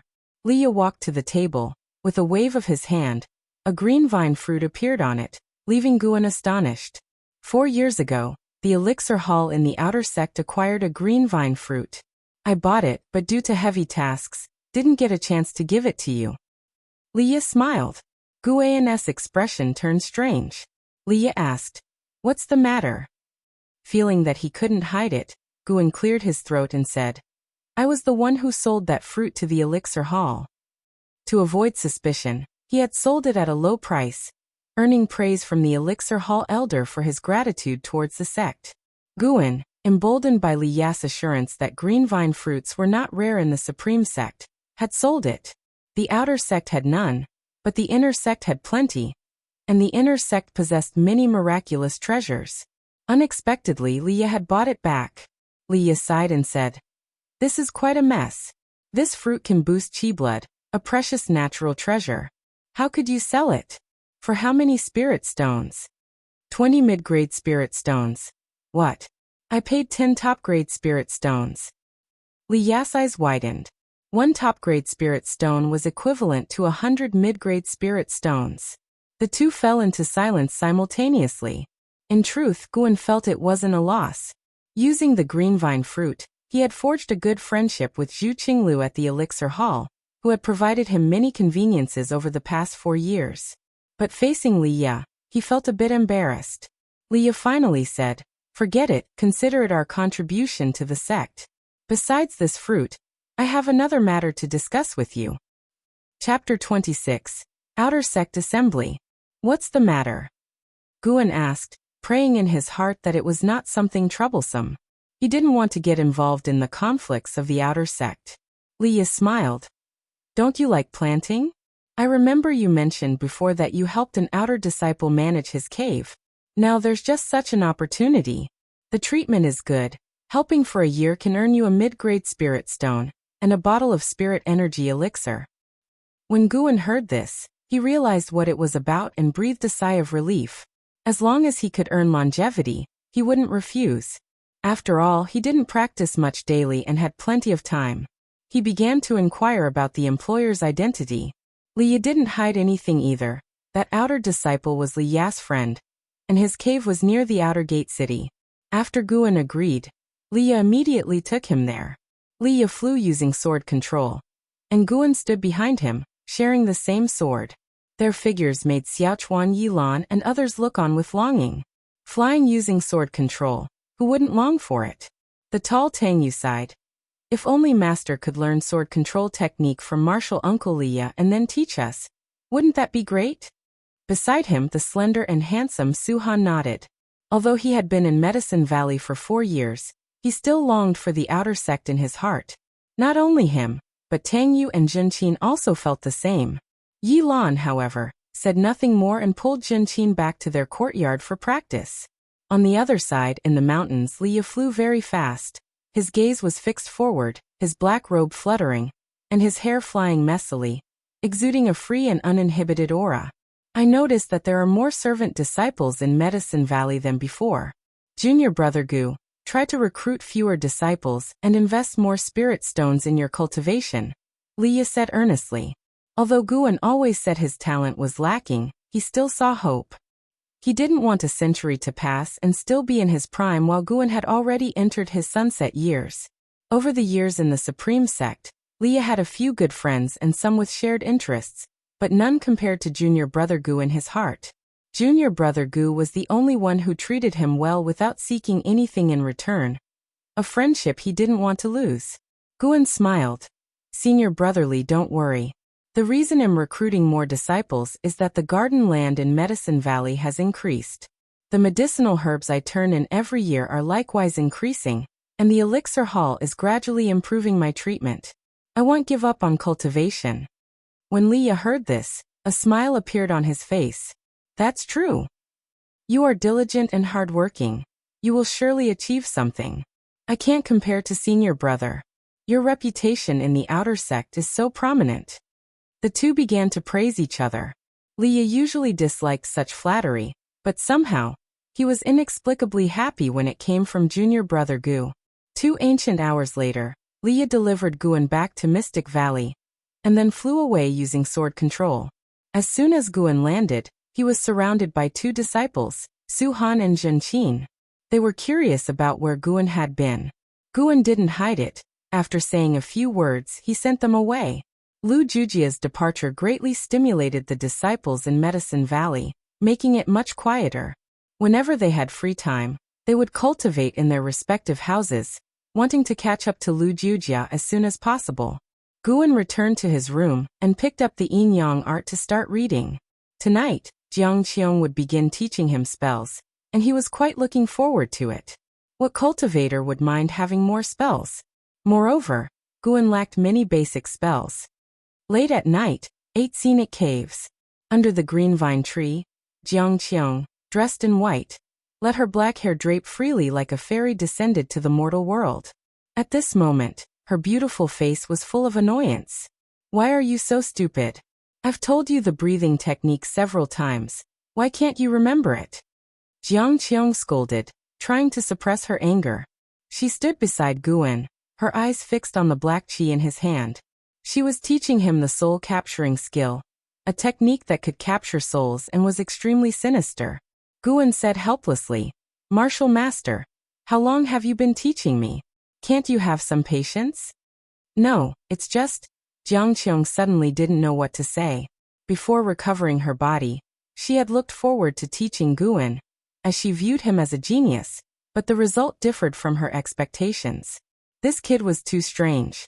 Teach him the sword control technique, and he would understand it instantly. But teaching him anything else was like showing it to a novice in the way of immortal cultivation. In terms of sword Dao, Guan was absolutely the most talented she had ever seen. But the problem was she wasn't proficient in sword Dao. If I were to master everything easily, would I end up as a servant disciple? Guan sighed. Qiong held back for a long time and finally said, "You don't have to be so stupid, do you?" Guan's hand trembled. Truly worthy of someone from the demon path. Her words were so damning. Guan's temper flared. "I have my strengths too. In terms of sword Dao talent, even you may not match me, martial master." Qiong, hearing this, suddenly felt amused and asked with a smile, "Then shall we try? We won't use spiritual power, but only test our sword moves." "All right." Guan let go of his hands, and the black qi dissipated. He then stood up, ready to teach Qiong a lesson. Qiong moved 2 steps to the side, raised her right hand, and extended her index and middle fingers together, smiling. "Since we're sparring, let's not hurt each other. We'll use fingers as swords." Guan nodded, placing his left hand behind his waist and his right hand in front. Qiong squinted. For some reason, when Guan raised his hand, she felt inexplicably nervous. "What's wrong with me? How can a foundation establishment disciple scare me?" Qiong cursed herself inwardly for losing the arrogance she once had. Immediately, she raised her fingers and thrust towards Guan, using core formation speed. Guan parried her fingers with his own, like flicking a sword, pushing her arm aside. Qiong's eyes narrowed, her steps shifting like a phantom past Guan's side, and her fingers, like swords, pointed at his ribs. Guan turned, his fingers pointing downward, stabbing, and hitting her hand back, causing her to feel a sting and withdraw instinctively.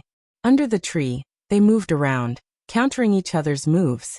Qiong's attacks were fierce, while Guan's movements flowed smoothly. After 30 moves, Guan noticed Qiong getting anxious, so he revealed a flaw, allowing her to strike him in the abdomen. He then clutched his stomach and staggered back. Qiong didn't press the attack. She stood up, her eyes intensely staring at Guan. Guan pretended to be in pain, but her gaze terrified him. What kind of look was that? It felt as if she wanted to eat him whole. Qiong took a deep breath and said, Good. I've still underestimated your sword Dao comprehension. Your moves just now, though lacking form, were simple and direct, targeting your opponent's flaws. You are a sword Dao genius rare in 100 years. If you had a good mentor, you could surely become famous as a sword cultivator in the future." Guan shook his head. "Being famous is out of the question. If that happens, many people will come looking for trouble. I hate fighting, let alone killing." Qiong was stunned, finding it very amusing. It was the first time she had met such a cowardly genius. "It's my fault for being impatient and scolding you. Come, let's continue practicing the soul-capturing skill. Even though you're suited for Sword Dao, some spells are essential to have just in case. Qiong beckoned. Guan immediately moved closer to continue practicing the soul-capturing skill. After some sparring, Qiong's attitude improved greatly, speaking kindly and occasionally giving him goosebumps. Thus, Guan visited the 8 scenic caves every night to practice spells with Qiong. Once he mastered a spell to the point of appearing on his attribute panel, he would start practicing the next spell. Qiong thought he was discouraged, so she didn't press him. After all, she had many spells to teach. While healing, she found it quite enjoyable to mentor a junior. Besides, Guan went to the cave of the outer disciple once a month to look after the medicinal herbs. At the end of the year, with snowflakes flying, covering the sky and blocking the sun, Guan, wearing a bamboo hat, climbed the mountainside and arrived at a cave. Just as he was about to take out his token, he sensed something. There were people inside. Not just one person. Guan immediately wanted to leave, but the voices inside the cave stopped abruptly. If he left now, it would prove he could penetrate the restriction and detect what was happening inside the cave. He could only press the token on the mountain gate, causing the gate to open. He stepped into the cave, walked through the path, and reached the cave chamber.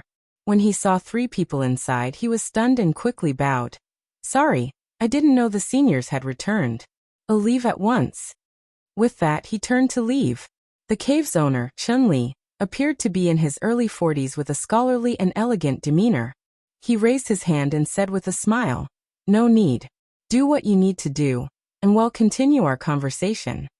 Hearing this, Guan could only turn back, bow again, and then head towards the herb area not far away. Guan noticed the other 2 people. One was a woman who was none other than Li Xuanyu, whom he had previously fought against. The other was not Qiong but another man, refined and handsome, like a nobleman from a painting. Even a man would be amazed at his appearance. Li Xuanyu recognized Guan but didn't speak. Guan secretly scanned the handsome man's lifespan. Xiao Qinjun Core Formation Realm. First Layer 58/621/1508, Core Formation Realm. First Layer. An Inner Sect Disciple? Chun-Li noticed Guan starting to pick herbs and turned to look at Li Xuanyu and Xiao Qinjun with a sigh. The Outer Sect Grand Tournament is about to start, and this time it's hosted by the Supreme Sect. Our pressure has increased. Xiao Qinjun smiled. What's there to fear? The Outer Sect has many talents. Even if sects and factions join forces, it's hard to surpass the Supreme Sect. In the Taicang dynasty, the Supreme Sect is the strongest. Chun-Li shook his head. I heard the Ancient Sky Sect, Heavenly Extinction Sect, and Thousand Autumn Pavilion each have dual spirit roots geniuses in the Outer Sect, deliberately holding back their realms, waiting for this grand tournament. He paused and looked at Xiao Qinjun thoughtfully. Junior brother Xiao, why didn't you wait a bit before breaking through? Your master should have known. Xiao Qinjun laughed. Senior brother Qin, the Outer Sect Grand Tournament happens twice within a century. As cultivators, how can we be so mindful of winning or losing? Moreover, the Supreme Sect produces talents every year. Don't worry, the burden will not be solely on you. The 3 chatted and laughed about the Outer Sect Grand Tournament. Most of the conversation was between Xiao Qinjun and Chun-Li, with Li Xuanyu occasionally joining in. Chapter 27 Wanyin Sect Ruye. The competition of the Outer Sect in the world? The geniuses of the major sects gathering at the Supreme Sect? Including disciples from the Thousand Autumn Pavilion? Guan listened with great interest. Such a grand event must be very exciting. However, he was a bit worried whether the cultivators from the Thousand Autumn Pavilion would take the opportunity to find him and force him to provide information on the Supreme Sect. Chun-Li and the others started talking about other matters, with the topic gradually shifting to the Inner Sect. Chun-Li was very interested in the Inner Sect and curious about what it was like.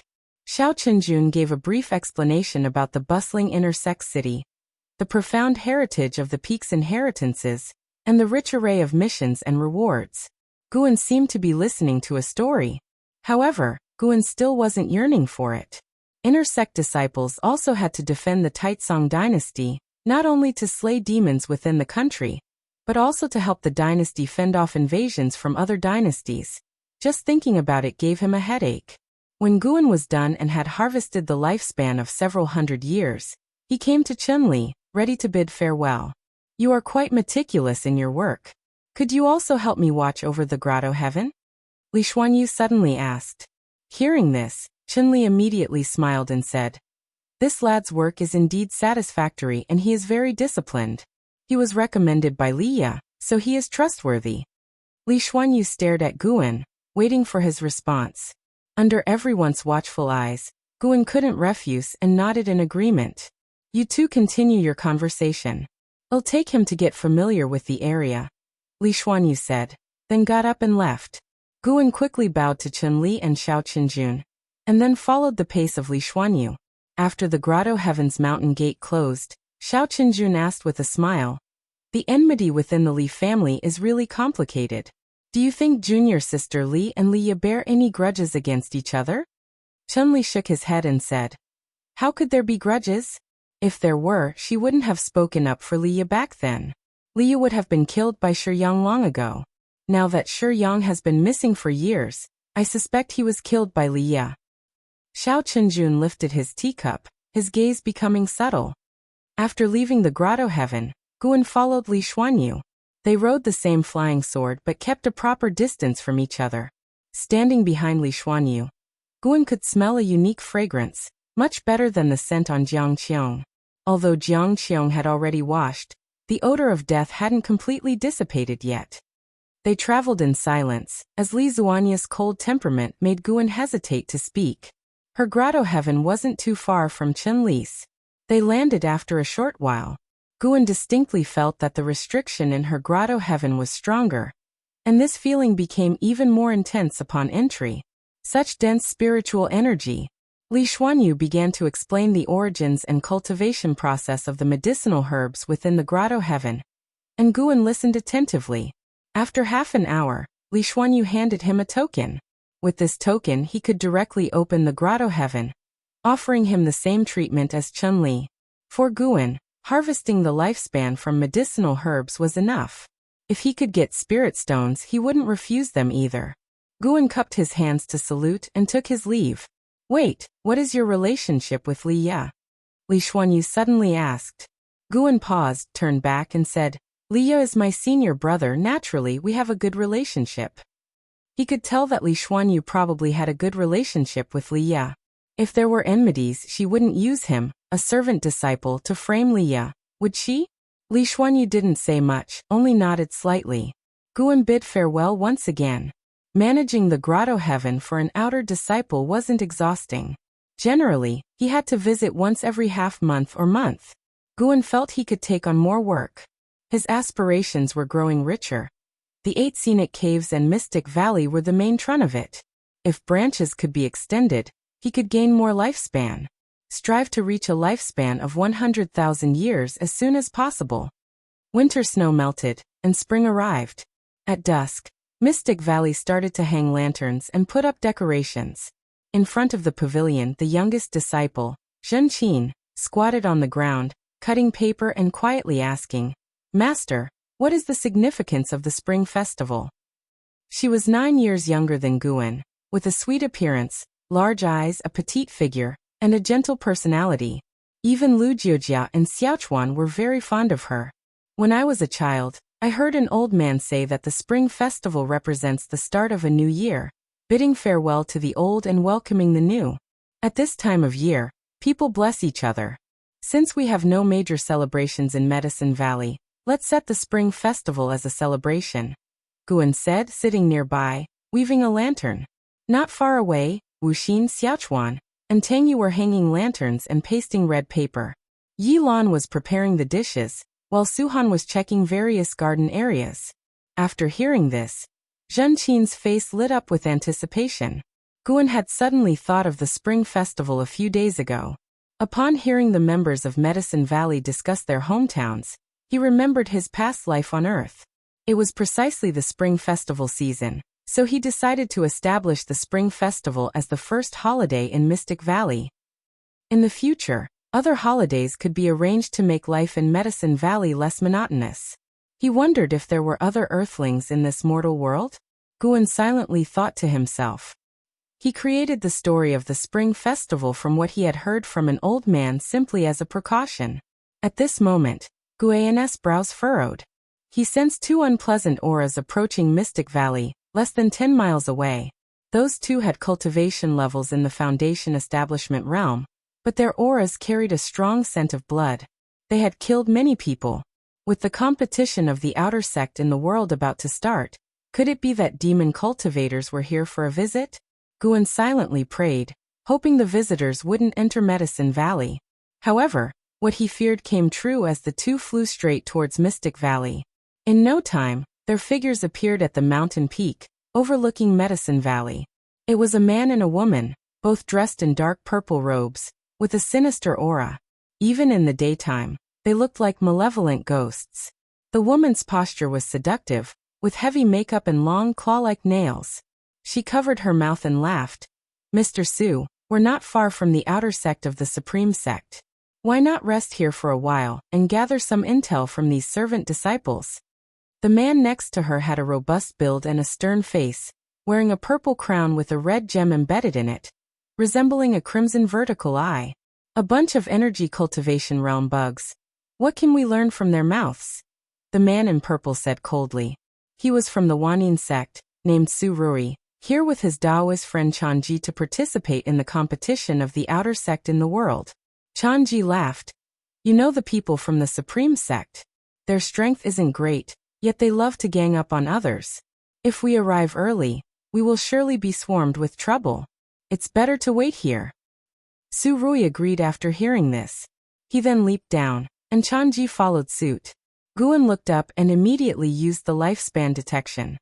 Ruye, Foundation Establishment Realm 9 Layers 67/389/920 Changji, Foundation Establishment Realm 7th Layer 74/370/605. They seemed to be geniuses.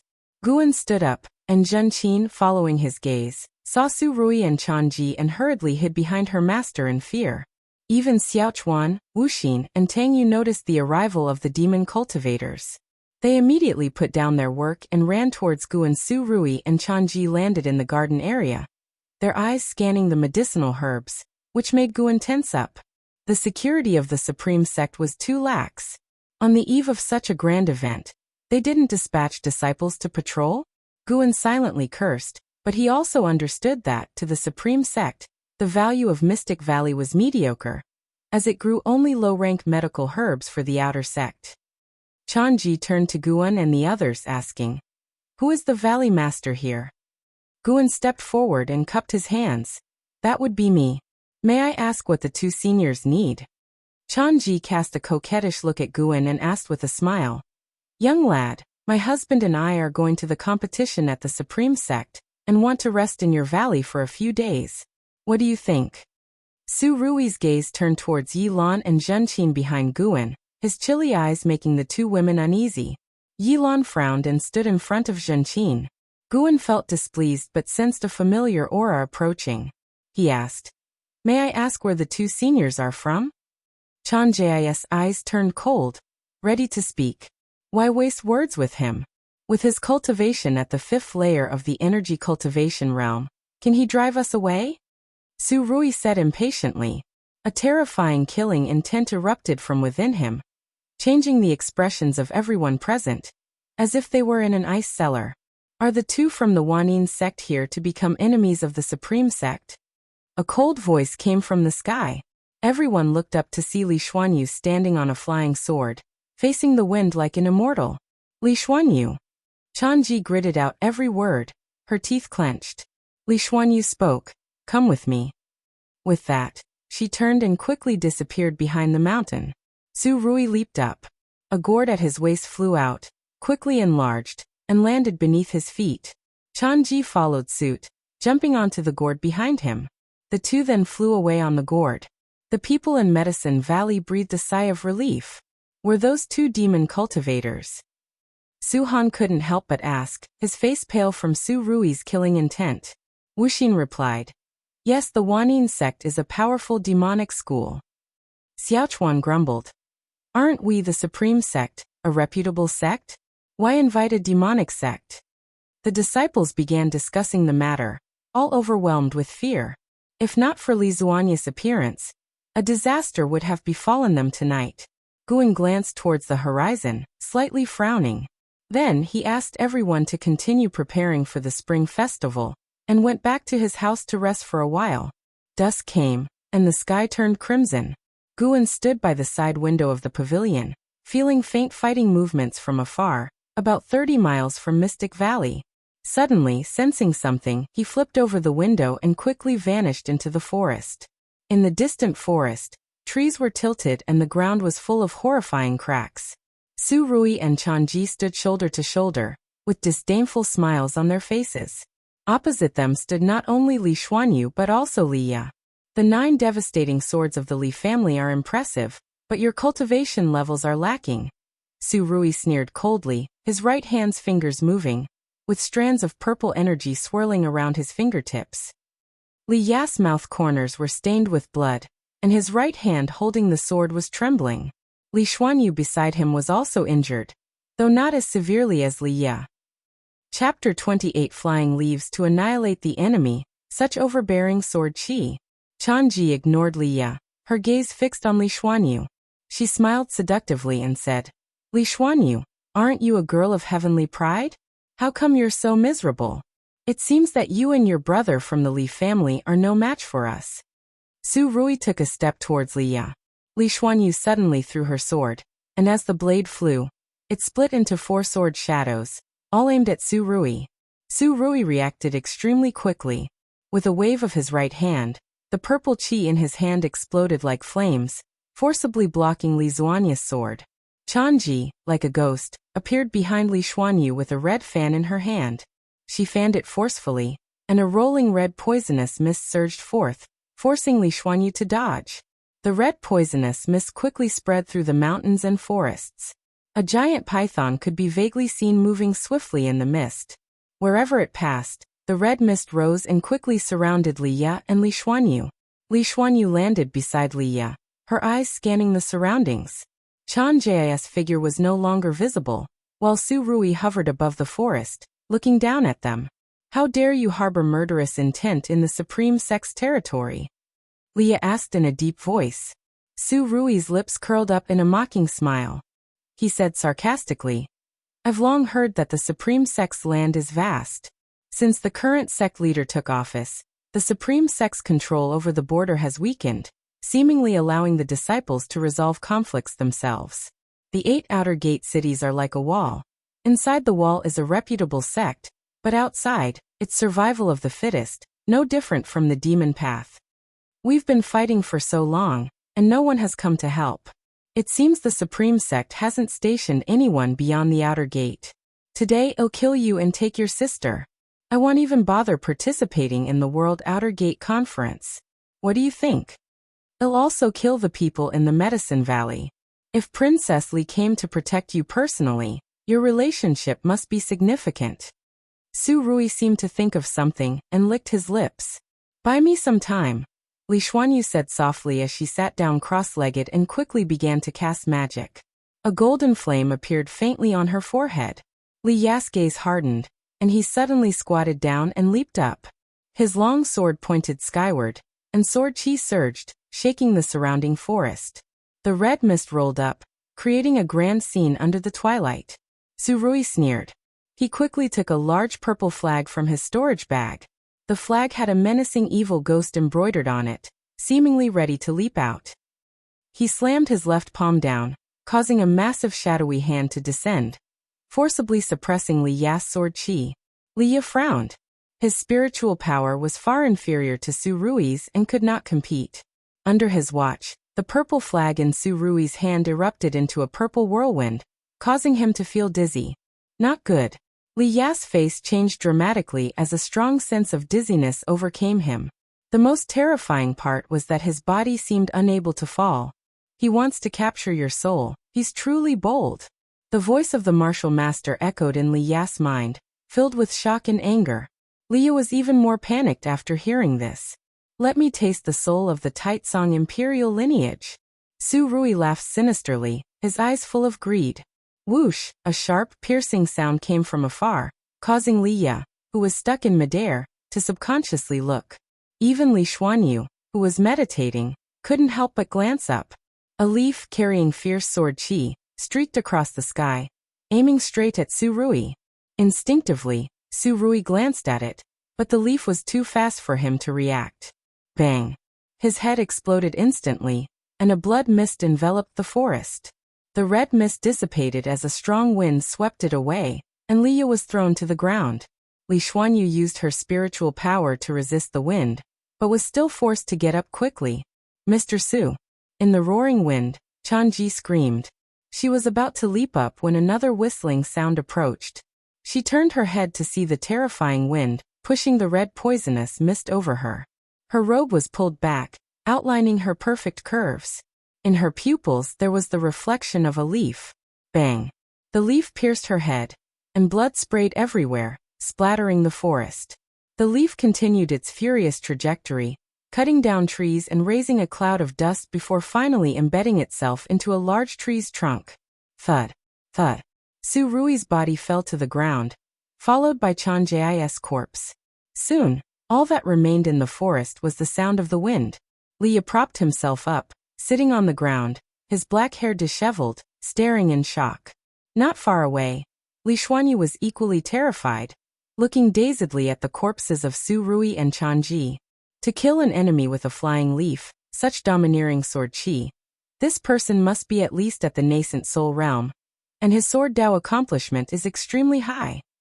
The voice of the martial master echoed in Li Ya's mind. Liya was jolted awake.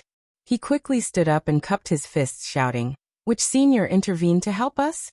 Li Xuanyu heard him and followed suit, looking around. But unfortunately no one responded. "Boy, check over there." The martial master's voice urged Liya to walk in a certain direction. Liya immediately walked over, trembling. His injuries and the soul capturing made him very uncomfortable.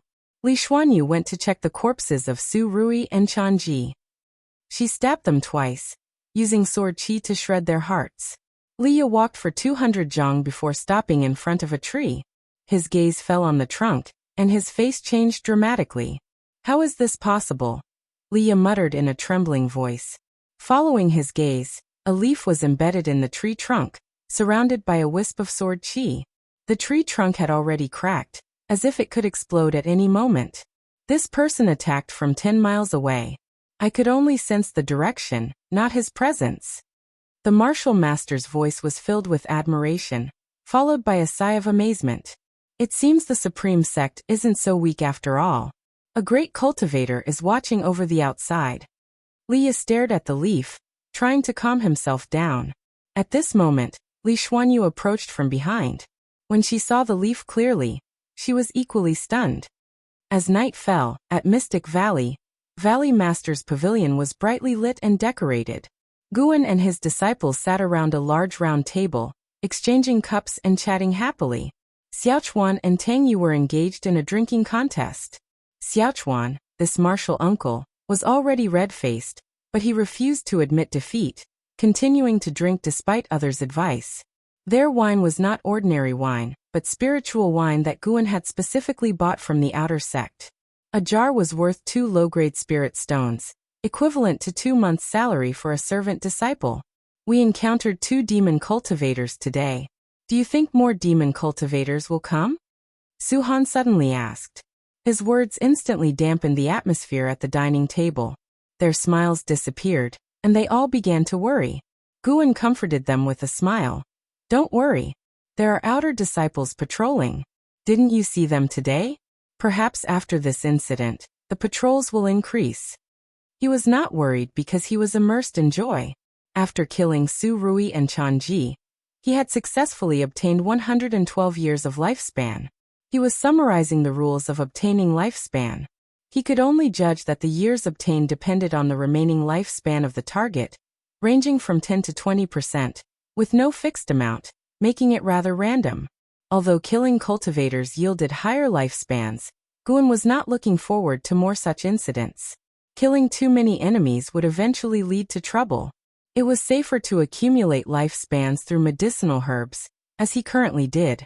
There were always people stronger than you. Even if Guan could quickly become stronger by killing enemies, if he encountered an overwhelmingly stronger opponent, he would still die. He couldn't determine the highest cultivation level in the mortal world, but he felt that if he could survive for 1,000 or 10,000 years, he might become invincible in the mortal world. Hearing Guan's words, everyone found them reasonable, and the atmosphere lightened again. Guan didn't dwell on his own matters. He started chatting with his junior brothers and sisters, asking about their future cultivation goals. The atmosphere continued to rise, and eventually he too started drinking. The first spring festival in Mystic Valley was considered a success. Everyone dispersed late into the night. Guan then went to the 8 scenic caves. Qiong was sitting under the green vine tree, cultivating energy. Demonic qi surrounded her, making her look terrifying. Guan brought a meal to her and said, "Martial Master, today is the spring festival of Mystic Valley. This is a meal that my junior sister made. Would you like to try it? I wish you a speedy recovery of your power." Upon hearing this, Qiong opened her eyes and asked in confusion, "Spring festival? What festival is that?" Guan gave the explanation he had prepared. Whoever asked, he would reply that he heard it from an old man. Setting a festival is indeed a good idea. It can unite people's hearts. Qiong nodded in approval, then looked at the food basket in Guan's hand. Guan immediately set down the basket and took out the dishes one by one, along with a small jar of wine. Seeing this, Qiong's eyes lit up. She mused, "Since it's your kind gesture, I can't not eat it." She picked up a bowl of food and began to eat voraciously. Guan quickly poured her wine and curiously asked, "Martial Master, I have always been puzzled by something." "Speak." Qiong mumbled as she drank the wine in one gulp, her mouth covered in liquid, unsure if it was oil or wine.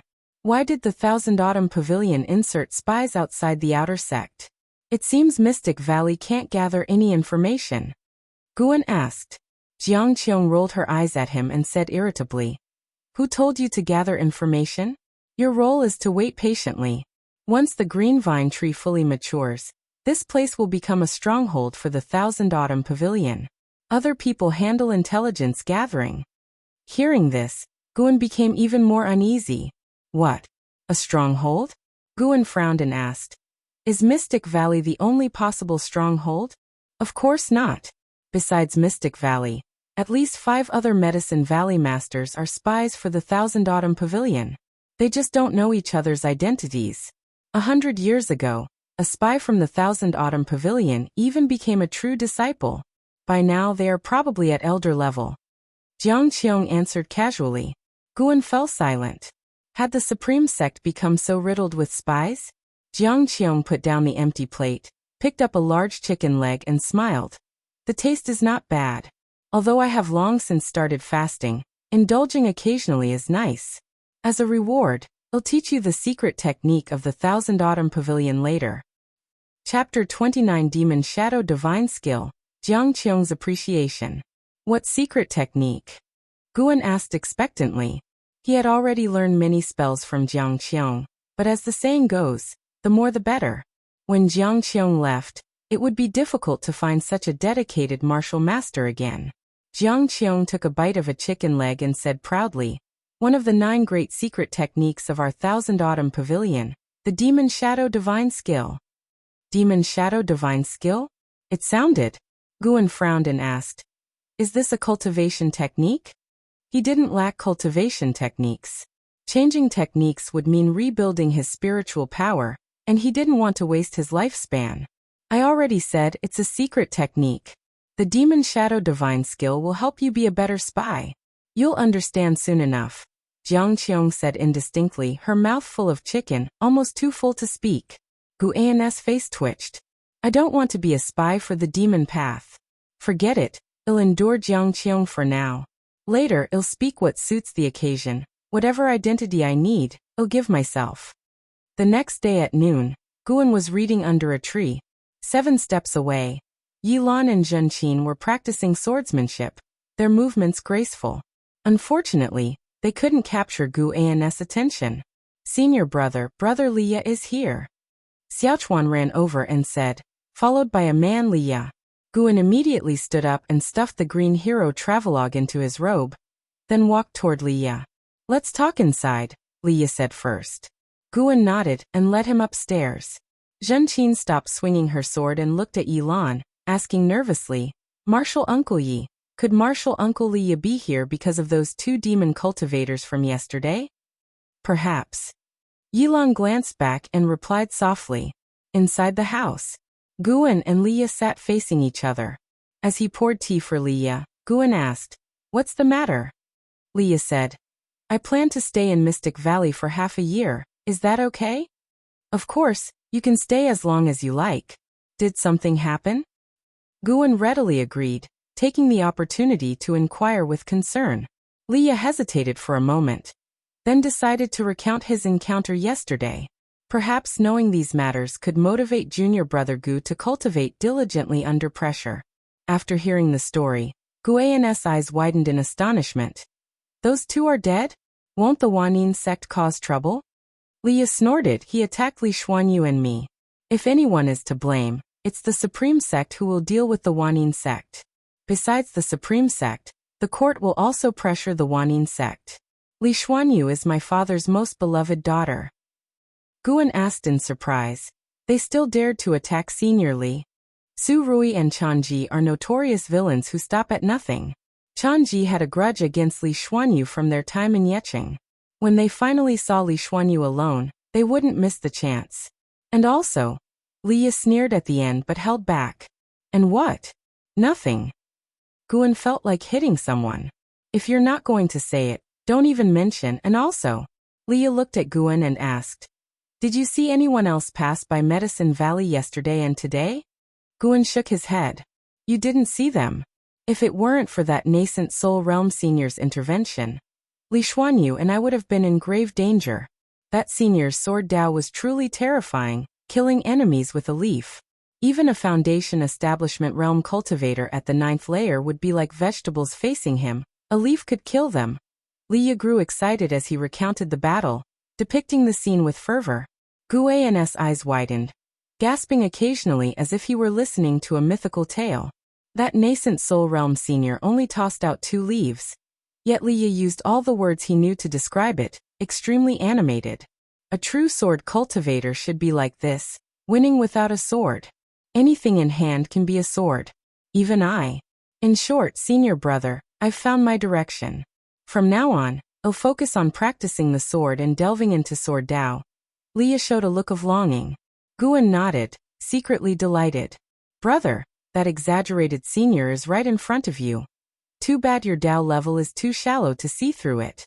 Guan interrupted Liya's reverie and asked, The World Outer Sect tournament is so grand. Why doesn't the sect send disciples to patrol or protect us servant disciples? In the vicinity of Mystic Valley, within a radius of 50 miles, there were at least 6 caves of outer disciples. Although most people weren't in their caves, if the sect ordered, certainly someone would come. Liya's smile faded. He said quietly, Think about it. Why would someone dare keep a demon of greed outside the outer sect? Isn't it because the sect doesn't care about servant disciples? But don't worry, I'll stay until the World Outer Sect tournament ends. Guan was silent for a moment, then asked, Aren't you participating? My cultivation level isn't enough. If I participated rashly, I would only get hurt. Such an event is certainly dominated by Foundation Establishment Realm cultivators at the 9th layer. Liya shook his head. Guan raised his opinion of him. He was quite self-aware. Of course, it could also be that Su Ruye had hit him too hard. They chatted for a while before going downstairs. Guan had Xiaochuan and Tang Yu help clear out a courtyard for Liya to live in alone. Knowing Liya would stay for half a year, everyone in the valley was happy. Firstly, they had someone to protect them. And secondly, they could practice swordsmanship with Liya. In their eyes, Guan was good at everything, except that he knew few spells and couldn't guide them. Liya was different. He was a genuine Foundation Establishment Realm cultivator. In the following days, many cultivators often flew over Mystic Valley with their swords. Guan also saw various flying artifacts and demon beast mounts, which made him reflect. This is the immortal cultivation world. A month later, in the deep night, Qiong leaned against a green vine tree, swinging her right leg. Her white, tender calf was exposed under her robe, practically glowing. She was holding a book and glanced at Guan in the distance, who was picking medicinal herbs. She suddenly flipped up, the book flying into the pendant around her neck. She stretched lazily, extending her body. Dear disciple, stop for now and practice the demon shadow divine skill. Qiong called. She leaped and landed in front of the pill furnace, which was brewing elixirs. Wisps of white smoke rose from the lid. Guan didn't turn his head and said, "It's no problem, I'll finish quickly." Qiong shook her head, laughing silently, thinking, "This kid is really diligent. It's commendable. I should make him some elixirs." Half an hour later, Guan brought the picked medicinal herbs to Qiong. He sorted the herbs by category on the ground, meticulously, earning Qiong's satisfaction. This child is really impeccable. Guan's harvest of over 1,300 years of lifespan put him in a good mood. Such opportunities were hard to come by. Continue practicing. Ask me if you don't understand anything. Qiong stared at the pill furnace and said softly. Guan nodded and started practicing the demon shadow divine skill. He had been practicing this skill for a month, but it had not appeared on his attribute panel, which annoyed him greatly. He was determined to master it now. The 8 scenic caves fell into silence as Guan and Qiong sat near the pill furnace, the pill smoke shrouding their figures. For more days passed, and the demon shadow divine skill finally appeared on Guan's attribute panel. Looking at his attribute panel, he smiled with satisfaction. Name: Guan lifespan 27/12268. Spirit root. First class 5 elements spirit root, wood and earth attributes are more prominent. Cultivation level, Nascent Soul Realm 8th layer. Cultivation techniques, fire control art unmastered, divine wood pure yang skill, mastery. Dragon strength divine primordial skill, mastery. Alchemy initial insight. Myriad poison mystic skill unmastered, yin yang art unmastered. Ultimate skills, Gale shadowless leg proficient, Taicang divine. Shocking sword proficient. 8 directions step unmastered, demon shadow divine skill unmastered. Spells, soul capturing skill unmastered, sword control technique proficient, enchanting eyes unmastered, poison wood array initial insight, wind control skill unmastered, corpse control skill unmastered. As long as it appeared on the attribute panel, it meant it was genuine. In over 5 years, Qiong had taught him 8 types of cultivation techniques and spells. Very dedicated. This changed Guan's view of her. Although she was a demon cultivator, her teaching attitude surpassed that of the righteous path. Guan stood up, bowed to Qiong and said, "Martial master, let's stop for tonight. I want to rest." Qiong remained in a meditative position in front of the pill furnace, surrounded by demonic qi. She didn't open her eyes and said, "Go back and cultivate well. I will leave in at most 2 years." Guan didn't reply, turning to leave. Qiong opened one eye, glanced at his back and thought, "This kid seems a bit sad." Understandable. Where else will he find such a good martial master? Seeing him so lonely, I'll find someone to guide him in the Thousand Autumn Pavilion, and have my father find someone to teach him sword Dao. Guan turned his back to her, quickly walking towards the cave entrance. He suppressed the joy in his heart, preventing himself from laughing out loud. Finally, she's leaving. Although Qiong treated him well, he preferred to enjoy the 8 scenic caves alone. Returning to the woods, Guan didn't return to the building immediately.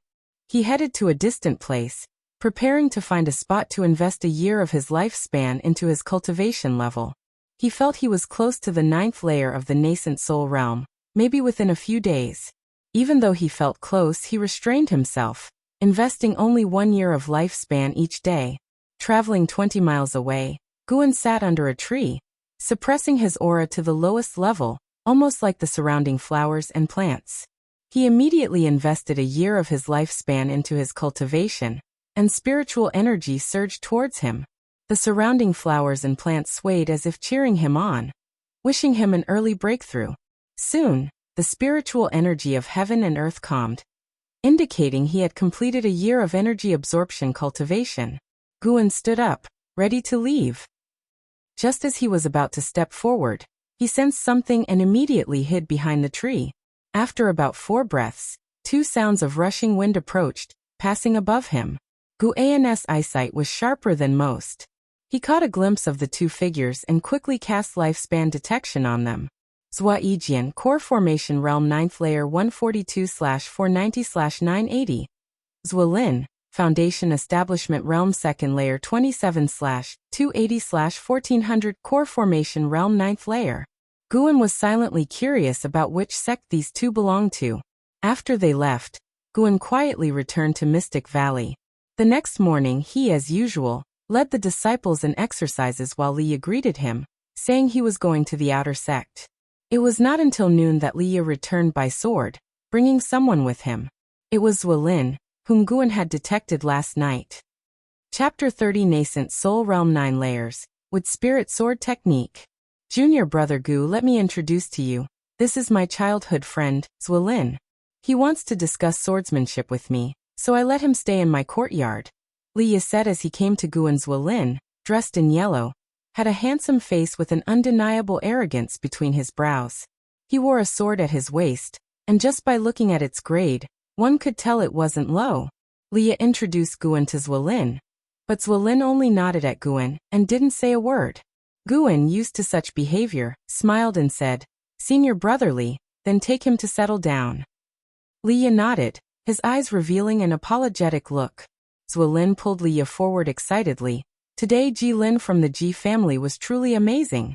Did you see his swordsmanship? It was exquisite. I feel he has a chance to become the final victor. Jilin. Guan's mind conjured up a handsome and proud face.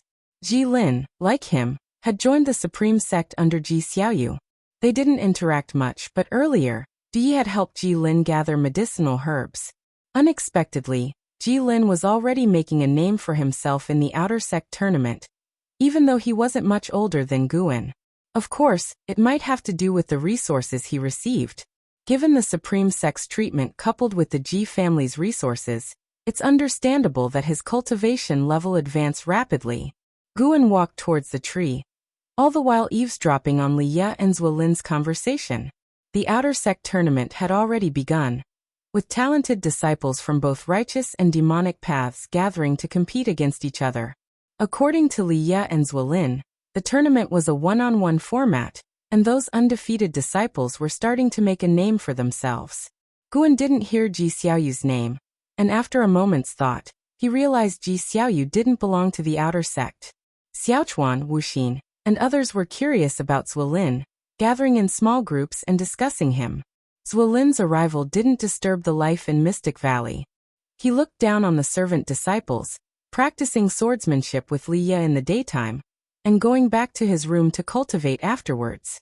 Because of their arrival, Guan reduced his visits to the 8 scenic caves, but he still stuck to his daily plans. A month passed swiftly. Guan finally reached the 9th layer of the Nascent Soul Realm. That night he felt lighter on his way back. When he returned to Mystic Valley, he saw someone practicing swordsmanship in Liye's courtyard. He went to his loft, and after entering the room, he stood by the window to watch. It was Ziwei practicing swordsmanship. When Ziwei first arrived, Guan thought he was a swordsmanship genius. But after a month of observing his daily practice, Guan realized Ziwei's talent in swordsmanship was extremely mediocre. Guan, now having some sword Dao accomplishment himself, judged that Ziwei's talent in swordsmanship was not even as good as Su Han's. Su Han was the most talented in swordsmanship in the valley, but even he wouldn't stand out much outside the valley. Watching for a while, Guan then closed the window. When daylight came, Guan went downstairs to find Ziwei still standing in the courtyard, looking at the sword in his hand with a furrowed brow. Guan greeted his junior brothers, junior sisters, and the disciples to practice their morning exercises, which caught Ziwei's attention. Actually, you don't need to force swordsmanship. Your spirit root qualification is exceptional. When your cultivation realm is higher, practicing swordsmanship might yield twice the result with half the effort. Liye said softly, approaching Ziwei. Ziwei's face darkened. No, I must become a sword cultivator. My father is the maniac swordsman of Sanghu Lake. Liye intended to persuade him, but on second thought, He was the same, wanting to prove himself to his father. Zuelin stared intently at Guan and the others practicing their exercises. For some reason he felt Guan's movements held a unique subtlety. Though the movements were identical to others, Guan's carried a mysterious charm. Initially he thought it was an illusion, but the more he looked, the more certain he was that he hadn't been mistaken. Liye didn't continue to disturb Zuelin as he turned towards the woods. He needed a lot of time to cultivate. He couldn't stop thinking about his loss to Su Ruye, although he rarely mentioned it. He didn't want to lose again. After Guan finished a set of exercises, he let the valley disciples busy themselves. Nowadays, the valley's affairs no longer required his personal arrangement, as Wuxin was gradually taking over the authority of the senior brother. Xiaochuan, who had a more reserved character, didn't like to command or arrange, so he let Wuxin take over. Not to mention Yilan, who had already focused fully on the outer sect assessment. With average qualifications like hers, to become an outer disciple, there was only one way. Reach the 9th layer of the energy cultivation realm, and then participate in the outer sect assessment. After passing, they could wait for the outer sect to distribute the foundation establishment pill. If they directly broke through to the foundation establishment realm, then the assessment wouldn't be necessary. Guan was hesitating on whether to improve his alchemy skills to help his junior sister and junior brother refine foundation establishment pills. The medicinal herbs needed for the foundation establishment pill could all be found in the valley. The difficulty lay in the alchemy process. Yilan was still some way off from the 9th layer of the energy cultivation realm, giving Guan enough time to consider this matter. As for Xiaochuan, he was even further off. Most people's qualifications wouldn't allow them to reach the 8th layer of the energy cultivation realm, even with a lifetime of bitter cultivation. Guan walked towards the loft, pulling out the green hero travelogue from his chest, an expectant look on his face. He had been saving the last 5 chapters, waiting for a sunny day to savor them. Heavy rain poured down, as the green hero and his Ms. met in a ruined temple, their love-hate relationship about to erupt completely. Just thinking about it made Guan excited. "Brother Guan." Zuelin's voice came, and Guan turned to see him approaching quickly. Standing before Guan, Zuelin appeared somewhat embarrassed. Guan, not holding a grudge for his earlier arrogance, asked with a smile, "Brother Zwa, is there something you need?" Gritting his teeth, he said, "I observed that your set of movements is very exquisite. Could you teach me?" "No problem, let's go under the tree," Guan responded. "It's our duty as children of Huaxia to promote broadcast exercises." Zuelin was taken aback, not expecting him to agree so readily. Feeling ashamed as he hurriedly followed Guan. The two came to the courtyard in front of the loft, and Guan, without wasting words, began to teach him the exercises. Zuelin, quick at learning, mastered it after one demonstration from Guan. "Is this all?" Zuelin asked, frowning. Guan, puzzled, asked, "Not enough? These are all the movements. What about the mental method?" "There's no mental method." "Impossible. Without a mental method, how can you?" Zuelin frowned. His words confused Guan even more, making him ask, "How can I what?" Zuelin, agitated, said, "It's just that you give me a different feeling. The same movements, but they're different from others. You must have a mental method." Guan, feeling helpless, thought, "Is this kid enlightened by the sword or gone mad?" Seeing Guan's expression, Zuelin felt even more embarrassed. Rationally, he knew a servant disciple couldn't be hiding an ultimate mental method. But his previous feeling wasn't wrong. Since childhood, he had the keenest perception of a person's qualifications and aura. His master even praised him for having an exquisite spirit heart, good at recognizing people. This servant disciple in front of him must be extraordinary. Zuelin's eyes turned. "Let's do this, I'll teach you swordsmanship, and you try it." Guan initially wanted to refuse, but seeing how hard it was to shake him off, he could only nod. No harm learning. Seeing Guan lacked a sword, Zuelin took a long sword out of his storage bag and handed it to him, then drew his treasure sword at his waist and began demonstrating his swordsmanship. This guy really didn't know how to be considerate. Why swing the sword so fast? Guan complained in his heart but watched very seriously.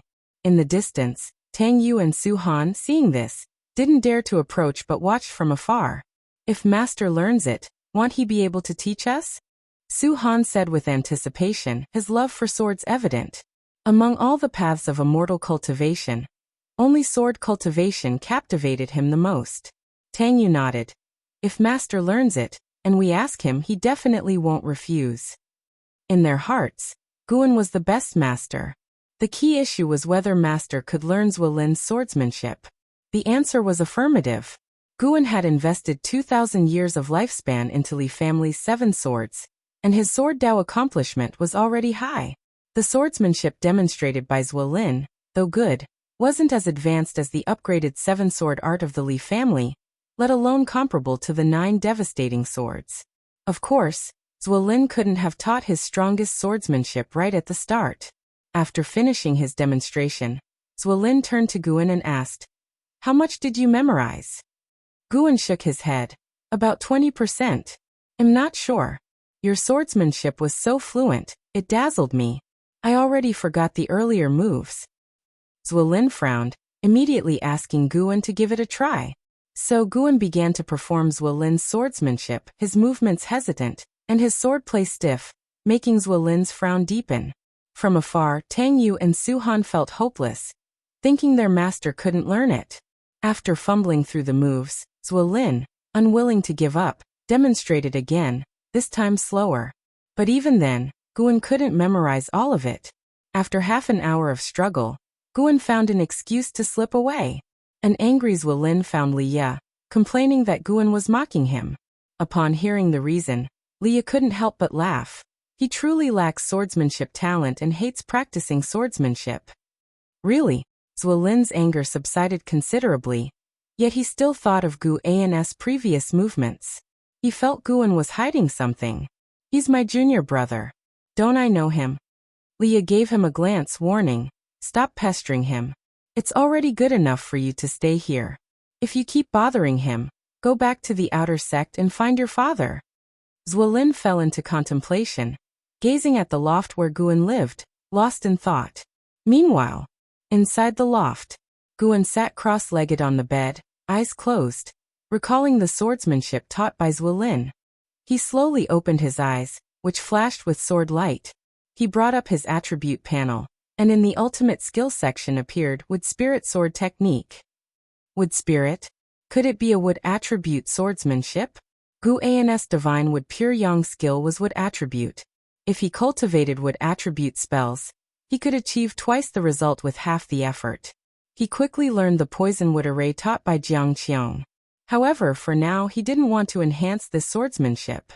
He needed to save up to 100,000 years of lifespan. The lifespan detection function activated at 1,000 years, the lifespan barrier function at 10,000 years, so 100,000 years should unlock a new function, which he always looked forward to. Chapter 31 True Dragon Blood Lineage. Since Ziwei taught Guan swordsmanship, every time they met, Ziwei would stare at him with a resentful gaze, making him very uncomfortable.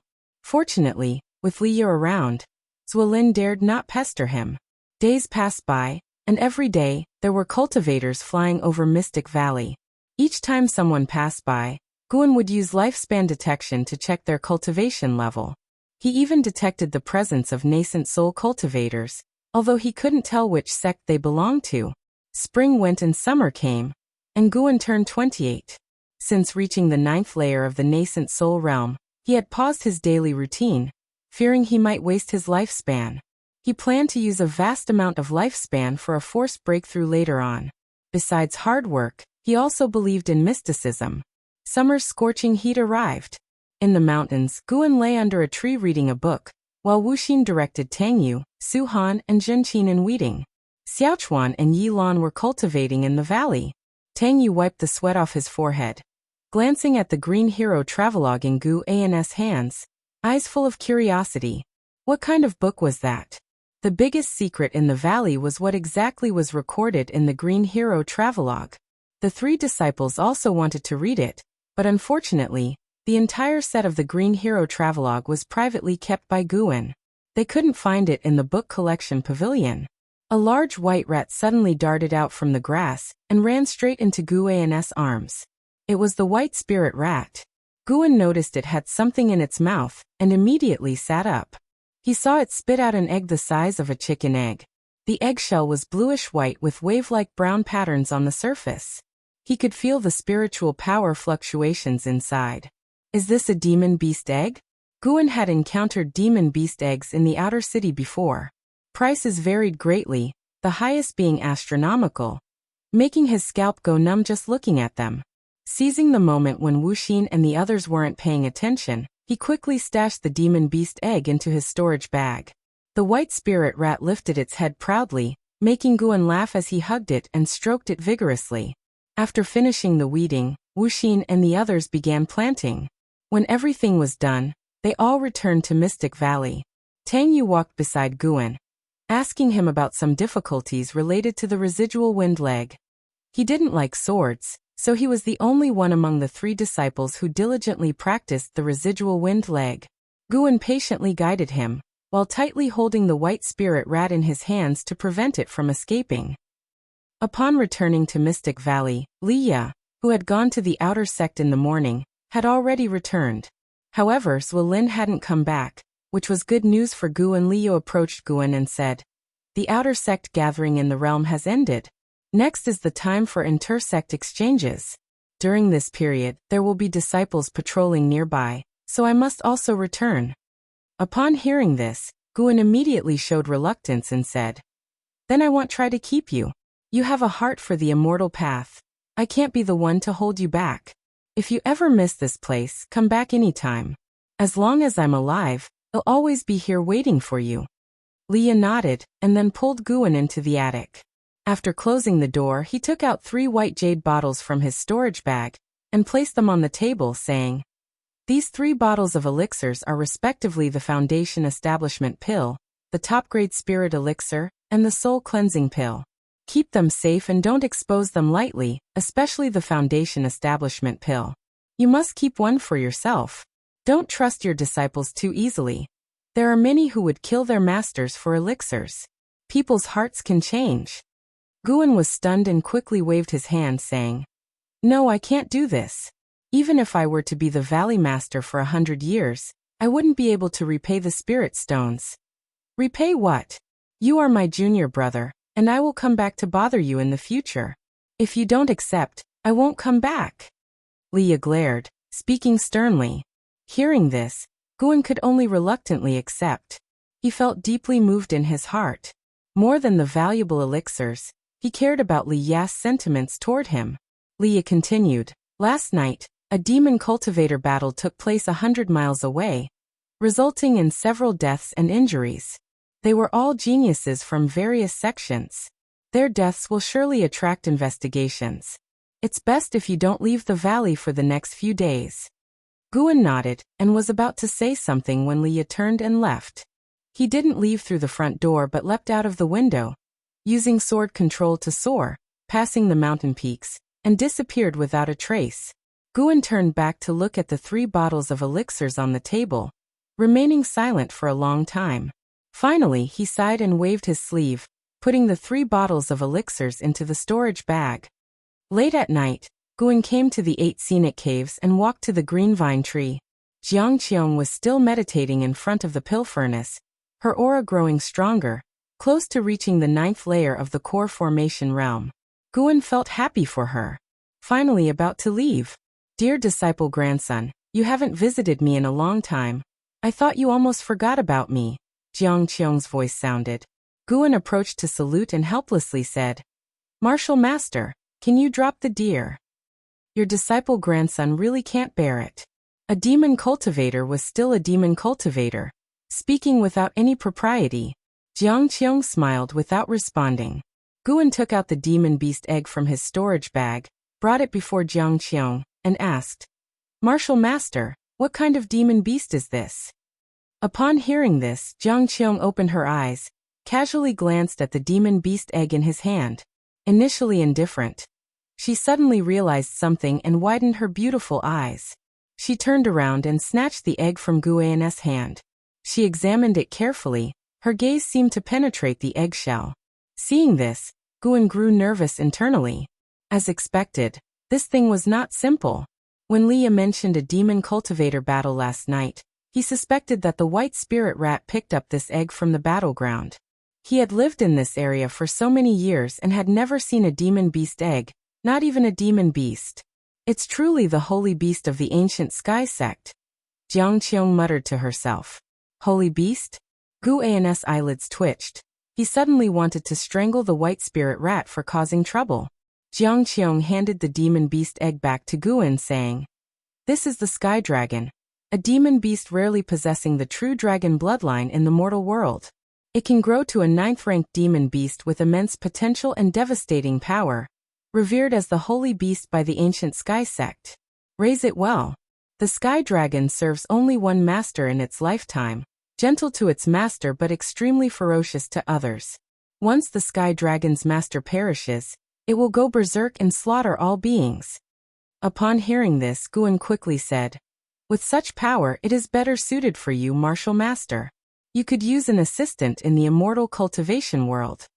"Are you serious?" Qiong asked with a half-smile. Guan nodded sincerely. Seeing this, Qiong's face softened, feeling moved. Thinking back, since they met, this boy had always been respectful. He never slacked off in her orders. His current words might not be feigned sincerity. Qiong had faked her death for 70 years due to betrayal, which led to her current situation. Over the years, she had harbored hatred for many. When she first met Guan, she was full of caution, so after recovering her body, she tested him. Qiong forcibly put the sky dragon egg back into Guan's hands. As their hands touched, he felt a hint of chilliness. "Don't refuse. The green vine tree needs strong protection. Keeping the sky dragon here ensures it won't be exposed," Qiong said seriously. Hearing this, Guan found it reasonable. This way, it could also prevent anyone from stealing herbs or flowers. Guan sighed, "All right." Qiong began to tell stories about the sky dragon and its habits, helping him gain more knowledge. The more Guan listened, the more excited he became, looking forward to the sky dragon. Finally, he left the sky dragon egg under the green vine tree for Qiong to nurture. In the following month, the number of cultivators passing over Mystic Valley gradually decreased. Finally, there were 3 consecutive days without any passing cultivators, prompting Guan to leave the valley. He had side jobs to do which were also significant sources of lifespan income that he couldn't miss. Compared to fighting and killing, Guan preferred earning lifespan steadily and safely. At midday, he first went to Chun-Li's cave. Chun-Li wasn't in, so he took 30 minutes to tend to the medicinal herbs before leaving. The next stop was Li Zuanyi's cave. Li Xuanyu wasn't there either, so Guan got to work. As expected of a princess, Li Xuanyu had recently planted another batch of 5th-rank medicinal herbs, which made Guan look forward to it. 5th-rank medicinal herbs took at least 5 years, sometimes more than 10 years to mature. Fortunately, Guan could afford to wait. However, just as he was about to finish, Li Xuanyu returned. "Greetings, Senior Li." Guan quickly approached, cupping his fists in salute. Li Xuanyu, dressed in white, still looked so cold and holy. However, Guan could sense her unstable aura. "Injured again. She really loved to fight," Li Xuanyu said softly. "Since you are Li Ya's junior brother, there's no need for you to call me senior. You may call me senior sister." Hearing this, Guan could only comply and greeted, "Senior sister." Li Xuanyu glanced around the cave and said, "You've done well. Do you need me to recommend this job for you? If I speak for you, those employers would give me some face and won't treat you unfairly." "Yes, thank you, Senior Sister Li," Guan answered quickly. He was waiting to save up 10,000 years of lifespan to break through the level above the Nascent Soul Realm, so he wouldn't refuse help. Li Xuanyu nodded and said, "Come back in a month."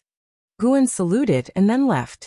After he left, Li Xuanyu went to the bed and began healing her wounds, her face quickly turning pale, completely bloodless, then spitting out a mouthful of black blood on the ground. Outside the cave, Guan felt her aura suddenly become chaotic, probably due to her injuries flaring up, but he didn't stop.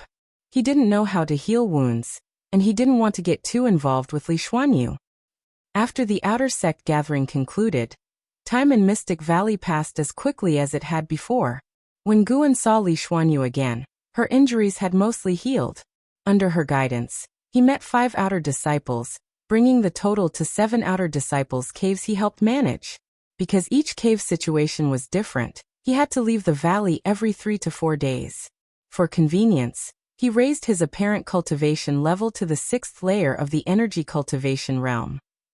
Every time he went out, he used the sword control technique, as the spiritual energy of the 5th layer wasn't enough for him to travel back and forth in a day. He avoided using the heavenly residence sword, instead, footing on a common flying sword, an ordinary magic artifact obtained from the outer sect, for the sake of appearances.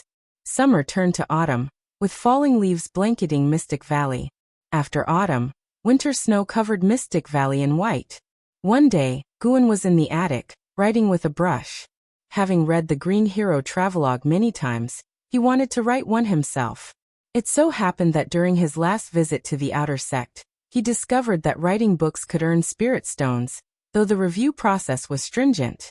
With his background as a reincarnated person from Earth, he decided to astonish the Supreme Sect a little. By earning more spirit stones, he could buy more seeds. While engrossed in his writing, he suddenly sensed something and frowned.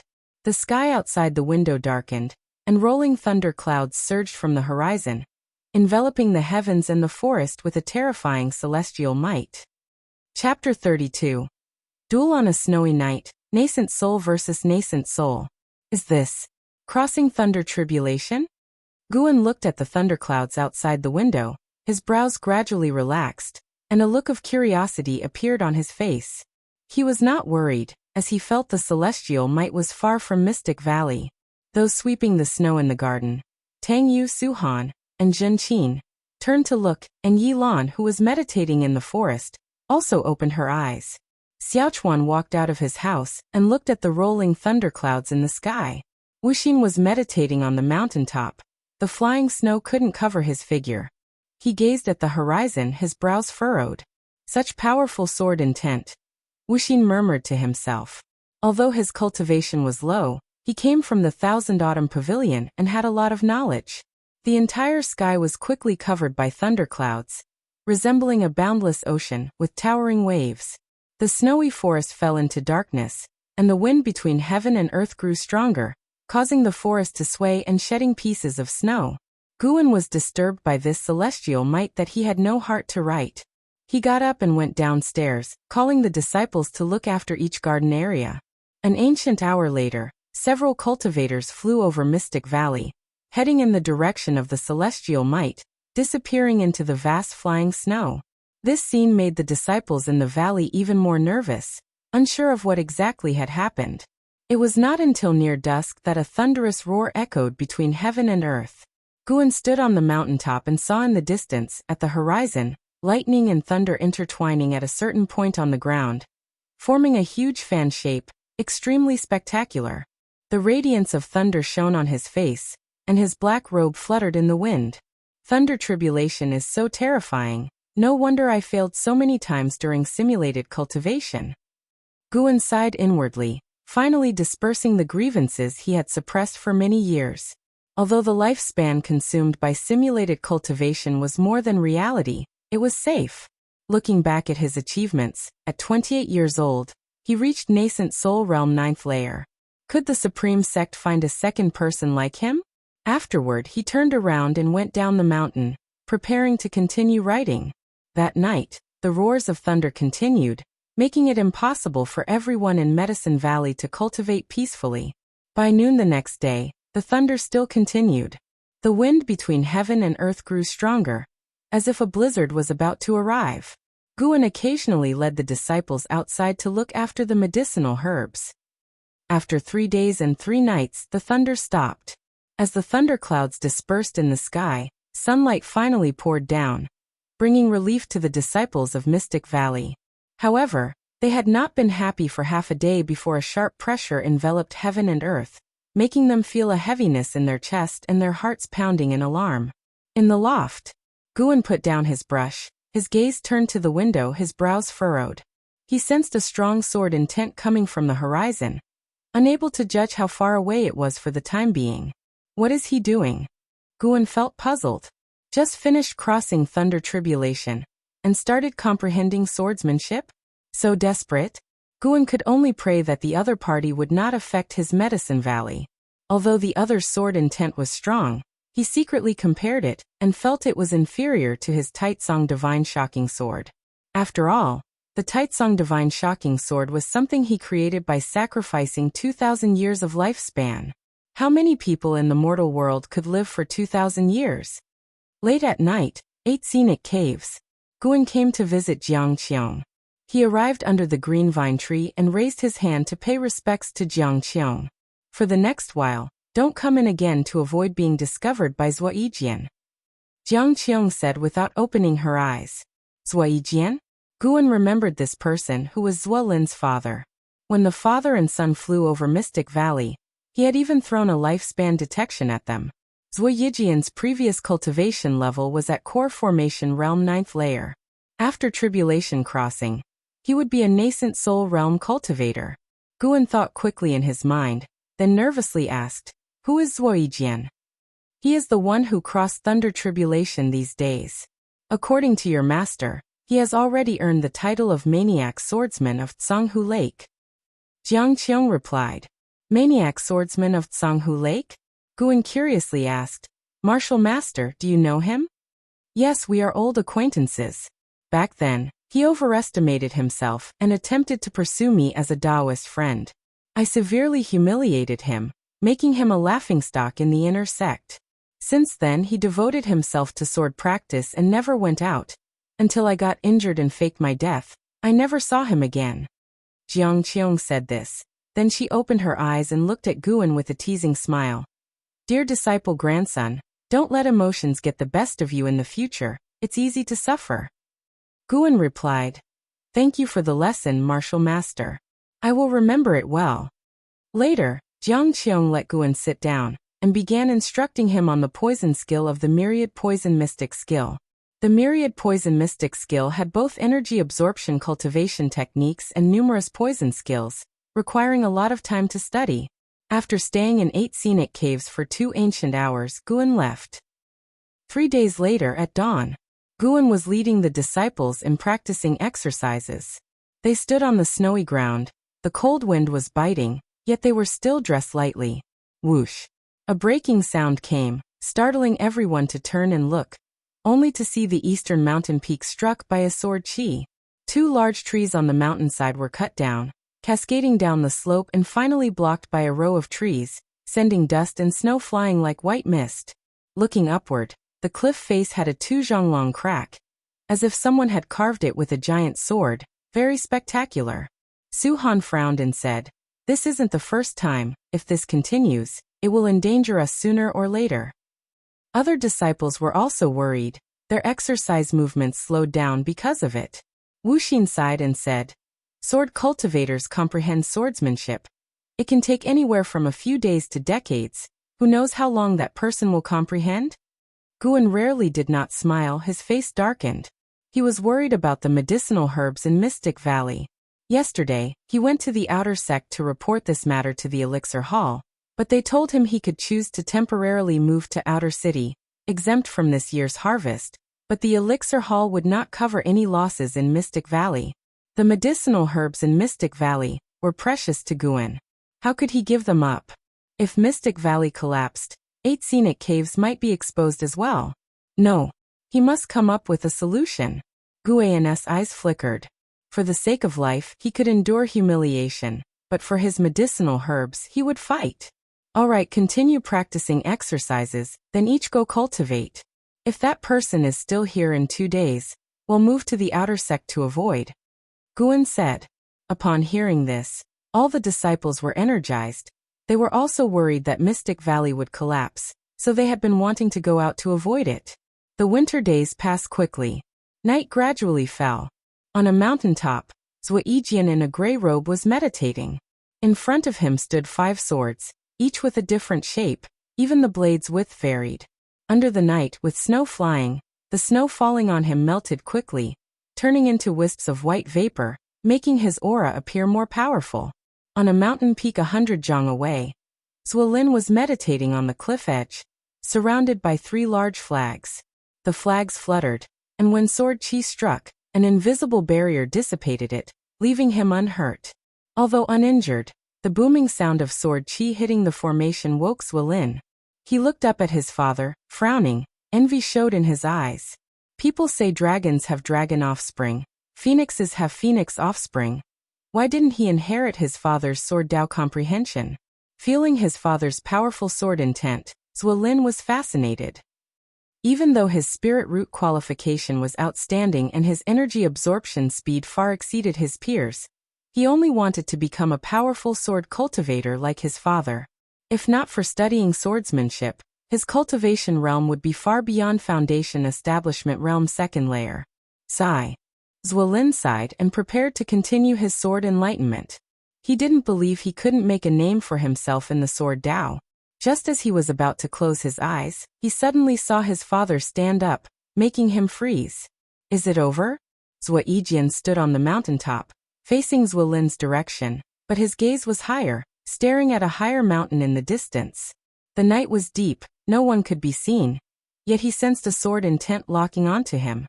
The 5 treasure swords in front of him began to tremble, as if facing a formidable enemy. Ziwei also stood up and asked loudly, "Father, what's wrong? Did you succeed?" Ziwei did not answer, but asked, "I wonder which Taoist friend has arrived. Why not show yourself?" 10 li away. Guan, in white clothing, stood on the mountaintop, a wooden mask on his face, spiritual power covering his face under the mask to avoid divine sense detection. His white clothes fluttered, blending with the snowy background. He played with a leaf in his right hand, with strands of sword qi coiling around it. From a high viewpoint, he could see Ziwei and also see Ziwei. Before emitting sword intent, he had surveyed the area within 100 li, confirming no other strong cultivators before coming to this mountaintop. Guan did not like innocent killings, but Ziwei threatened his medicine valley, and had to be driven away. Blame yourself for choosing the wrong place. Guan murmured to himself. He had already activated his cultivation technique, infusing spiritual power into the leaf. At the same time, Ziwei heard his father's words and quickly turned around. With his foundation establishment cultivation, he couldn't see 10 li away, much less at night with flying snow obstructing his view. Not seeing the visitor made him nervous. Ziwei felt the increasing sword intent of the other person. Knowing this battle was inevitable. A demon path spy? Or one of theirs? Ziwei's eyes flickered. His right hand grasped a treasure sword in front of him. This sword was slender, with a red blade. As he held it, the blade ignited, becoming the brightest sight in the night sky. He drew his sword and swung it in the air, creating a trail of fire suspended in the night sky. In such cold weather, using the devouring flame sword technique, it seems the recent sword enlightenment has greatly enhanced father's sword Dao. Ziwei turned around, seeing the sword fire in his father's hand, showing admiration. No matter who came, he believed his father wouldn't lose. Since Taoist friend refuses to speak, I can only assume you intend to disrupt my path enlightenment. Let this icy world witness whose sword intent is stronger. Ziwei's cold voice echoed between heaven and earth. As his words fell, a sword intent soared from his body, causing the mountain peak he stood on to tremble, the snow collapsing down, shaking the mountain where Ziwei was. 10 li away. Too much talk. Guan whispered to himself, his voice so low only he could hear. As he finished speaking, he suddenly threw the leaf in his hand. What flew out didn't seem to be a leaf, but a divine sword piercing through time and space. Chapter 33. Alarming the outer sect, becoming a deity.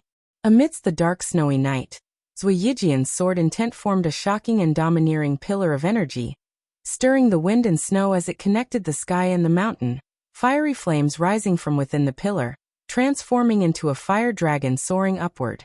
Ziwei was left dumbfounded, never imagining his father's devouring flame sword technique had reached such heights, something he had never heard of before. Bang! A booming sound suddenly came from behind Ziwei, like a sudden clap of thunder, causing him to instinctively turn around. Before his face was fully turned, a bright sword light illuminated his face. His eyes widening, he glimpsed a dazzling sword light sweeping across the dim sky. The sword light was incredibly bright, beyond words to describe. The flying snow was impacted by the sword light, forming a huge wave of air, as if the entire night sky was about to be pierced by it. This scene deeply shocked Zuelin. Zuelin's mind went blank, leaving him no time to think. The dazzling sword light streaked through the night sky, flying over his head. The wind it created instantly activated the formation around him. A protective shield appeared around him, violently fluctuating, on the verge of breaking apart. Under Zuelin's gaze, the brilliant sword light collided with Zueyijian's sword intent with an unstoppable force. Zueyijian reacted faster than Zuelin, but not fast enough to match his opponent. He had no time to perform sword techniques, relying solely on his sword intent to forcefully resist. Bang! The terrifying pillar of energy enveloping him was directly shattered, the crimson flame dragon instantly dissipating into smoke. Zueyijian's sword intent forcibly shattered. His robe was torn open, blood spurted from his body surface. His eyes widened, reflected in his pupils was a single leaf. How is this possible? This thought flashed in Zueyijian's mind. He didn't even have time to feel fear as the leaf pierced his shoulder. The terrifying sword chi burst forth, pushing him backward, crashing through several mountain bodies, and finally smashed into the mountain forest 10 miles away. A trail was shot through the night sky, the surrounding snow vaporizing into mist when it neared, suspending among the mountains, incredibly spectacular. On the mountaintop, Zuelin stood within the formation, looking in disbelief at the direction where his father had disappeared.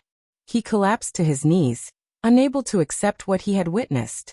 His invincible father actually lost, and lost without any means of resistance, 10 miles away, on another mountaintop. Guan maintained the gesture of waving his hand. The cold wind laced with flying snow made his white robe flutter violently. His gaze under the mask was so calm. How can your 100 years of Tao level withstand my 2,000 years of lifespan investment? Guan thought to himself, knowing he had already shown mercy, aiming at Zueyijian's shoulder instead of his head. He turned and left, disappearing into the vast snow, as if he had never been there. In the morning, Guan, as usual, led the disciples in exercises. Zhenqin twisted her waist while looking at the sky, saying, "The snow seems to be lighter today." Wuxin looked into the distance, saying, "It's not just the snow, that powerful sword intent has also vanished." Hearing this, the other disciples immediately became excited. Could that person already be gone? It's possible. It's said that sword cultivators seeking sword enlightenment need to find places with beautiful scenery to comprehend nature. Our area isn't considered a blessed land. Don't be careless. What if he's just napping?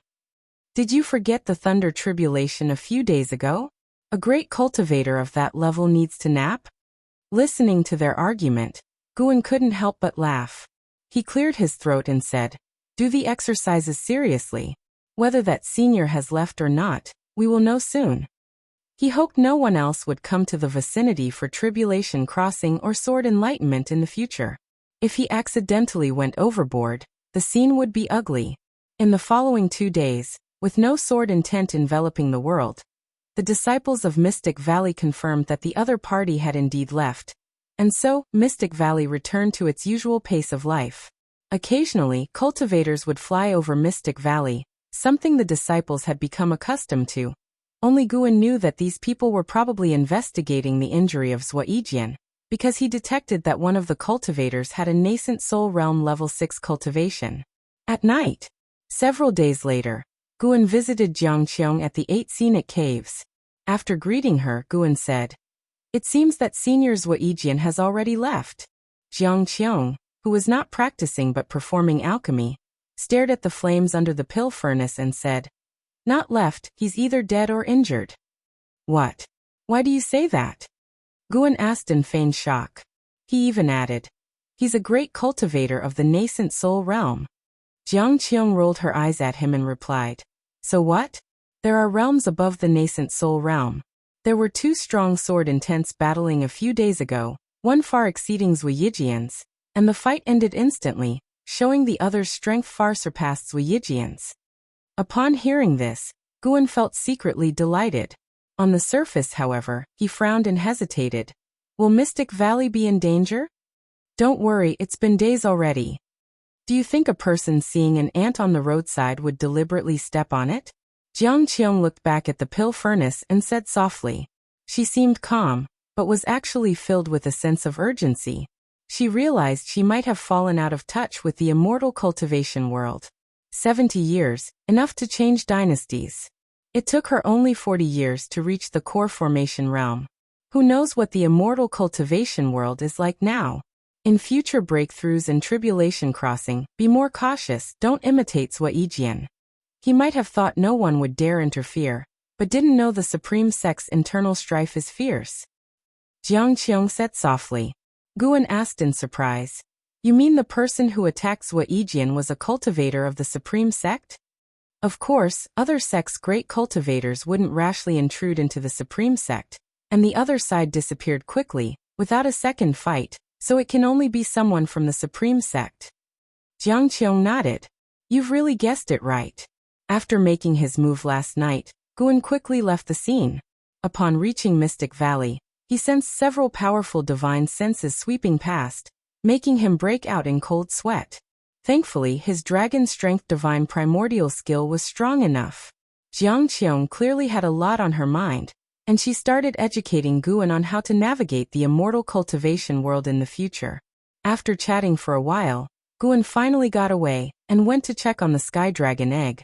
The Sky Dragon egg was placed under a tree by Qiong, surrounded by hay, with numerous talisman papers underneath, inscribed with Qiong's spells to help the egg better absorb nature's spiritual energy.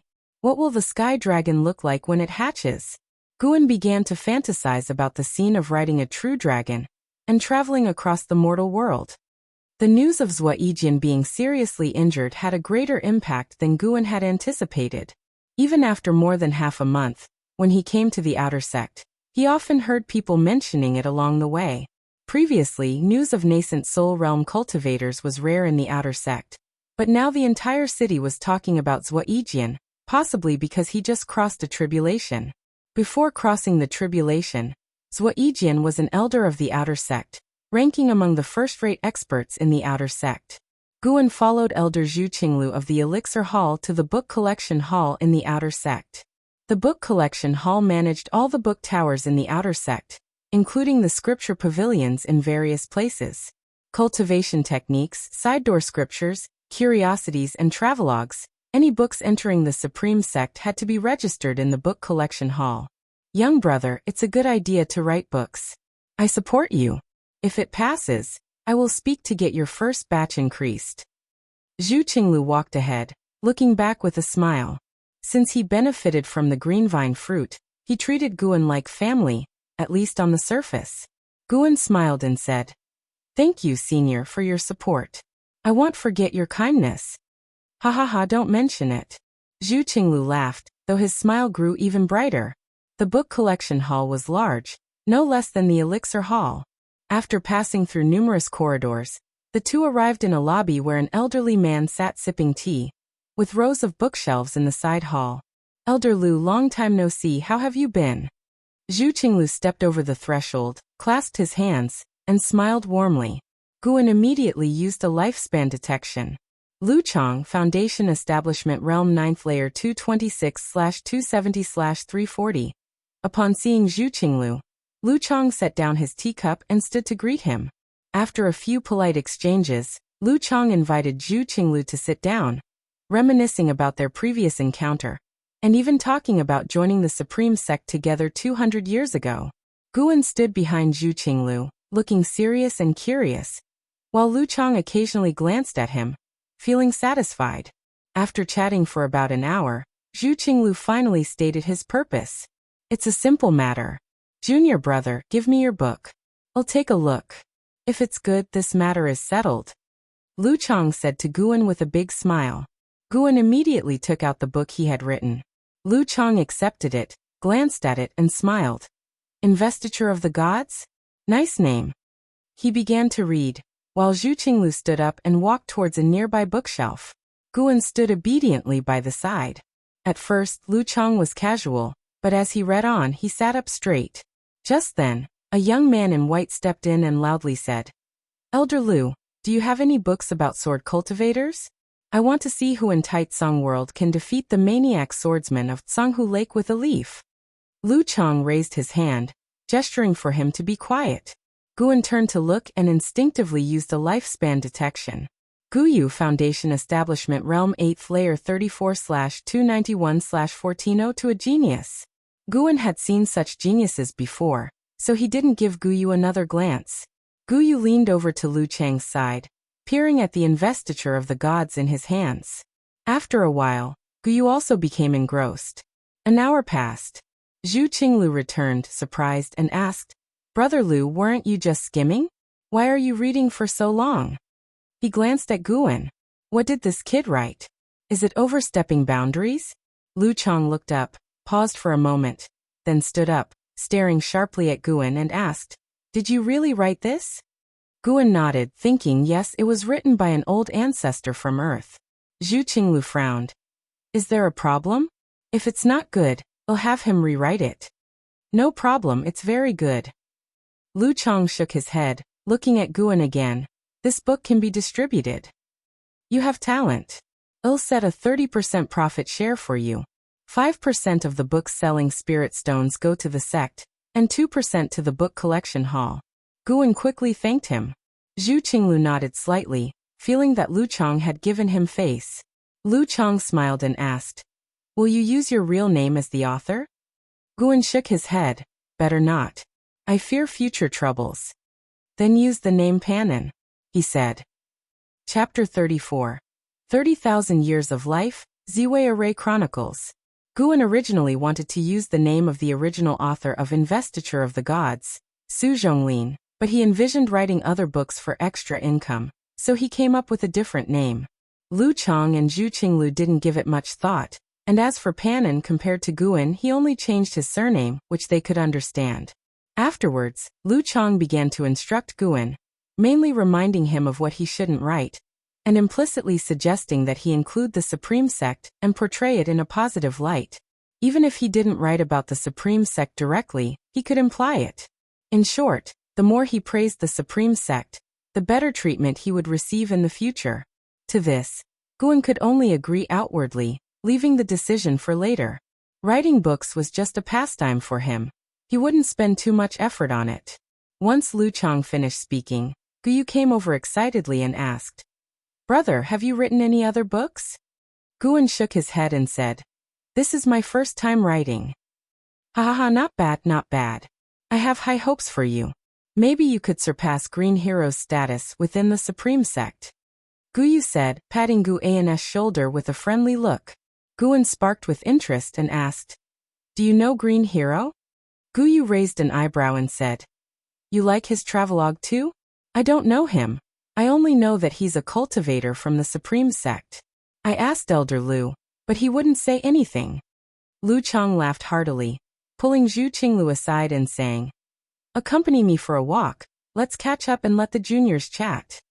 Zhu Qinglu nodded, and the two quickly left the main hall. Guyu then questioned Guan about the details of writing, Investiture of the Gods. Seeing Lu Chang's favorable attitude towards Guyu, Guan patiently answered. After a whole ancient hour passed, Guan finally left the book collection hall following Zhu Qinglu. The disciple named Guyu has an extraordinary background. It's rare for Lu Qiong to treat a junior this way. Zhu Qinglu remarked with meaning. Guan nodded, but he had no intention of forming a close relationship with Guyu. Such people could make his life unstable. The two didn't travel together for long.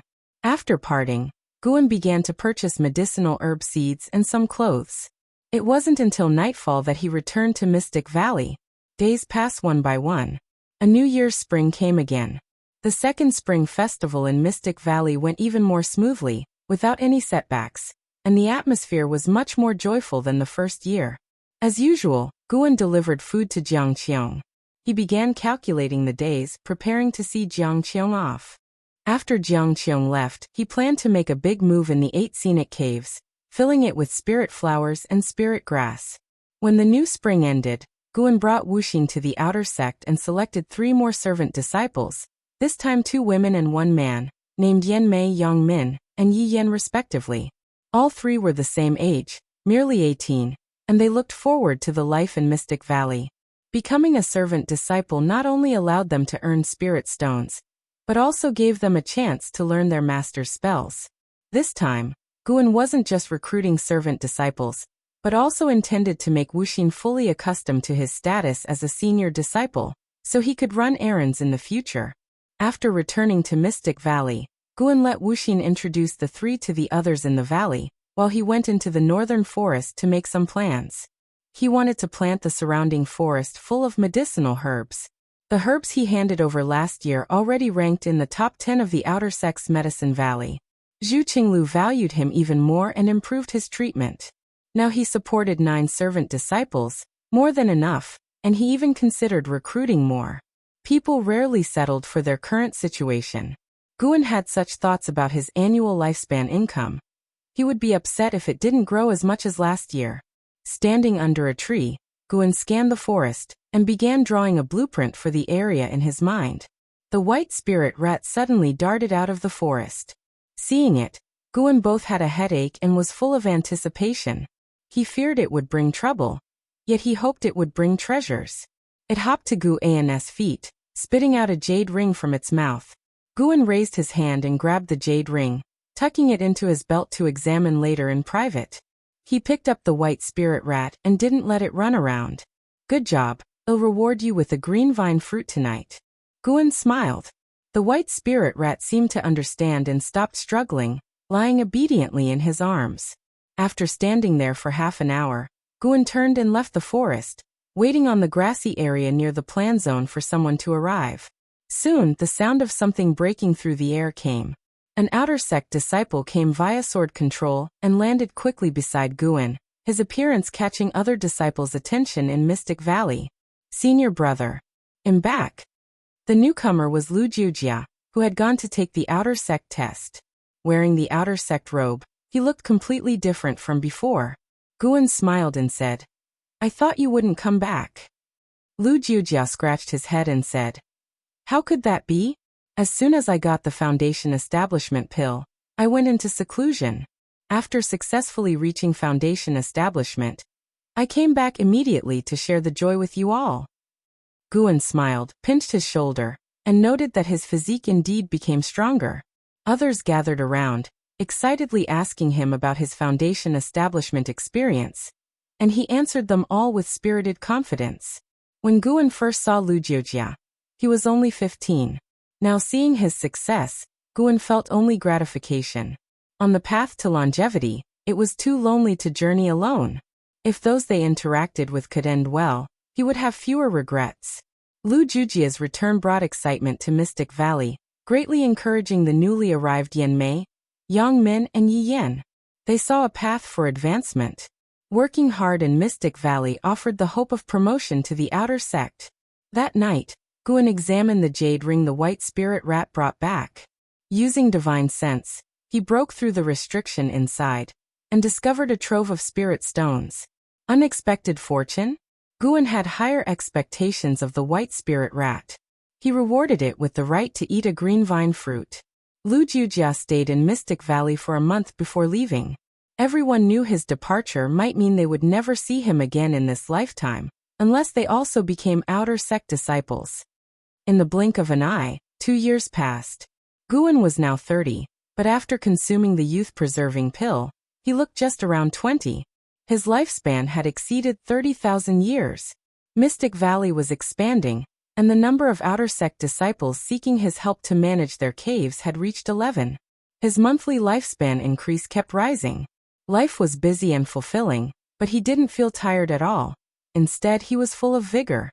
Summer arrived, and under the starry night sky, fireflies dotted the serene forest.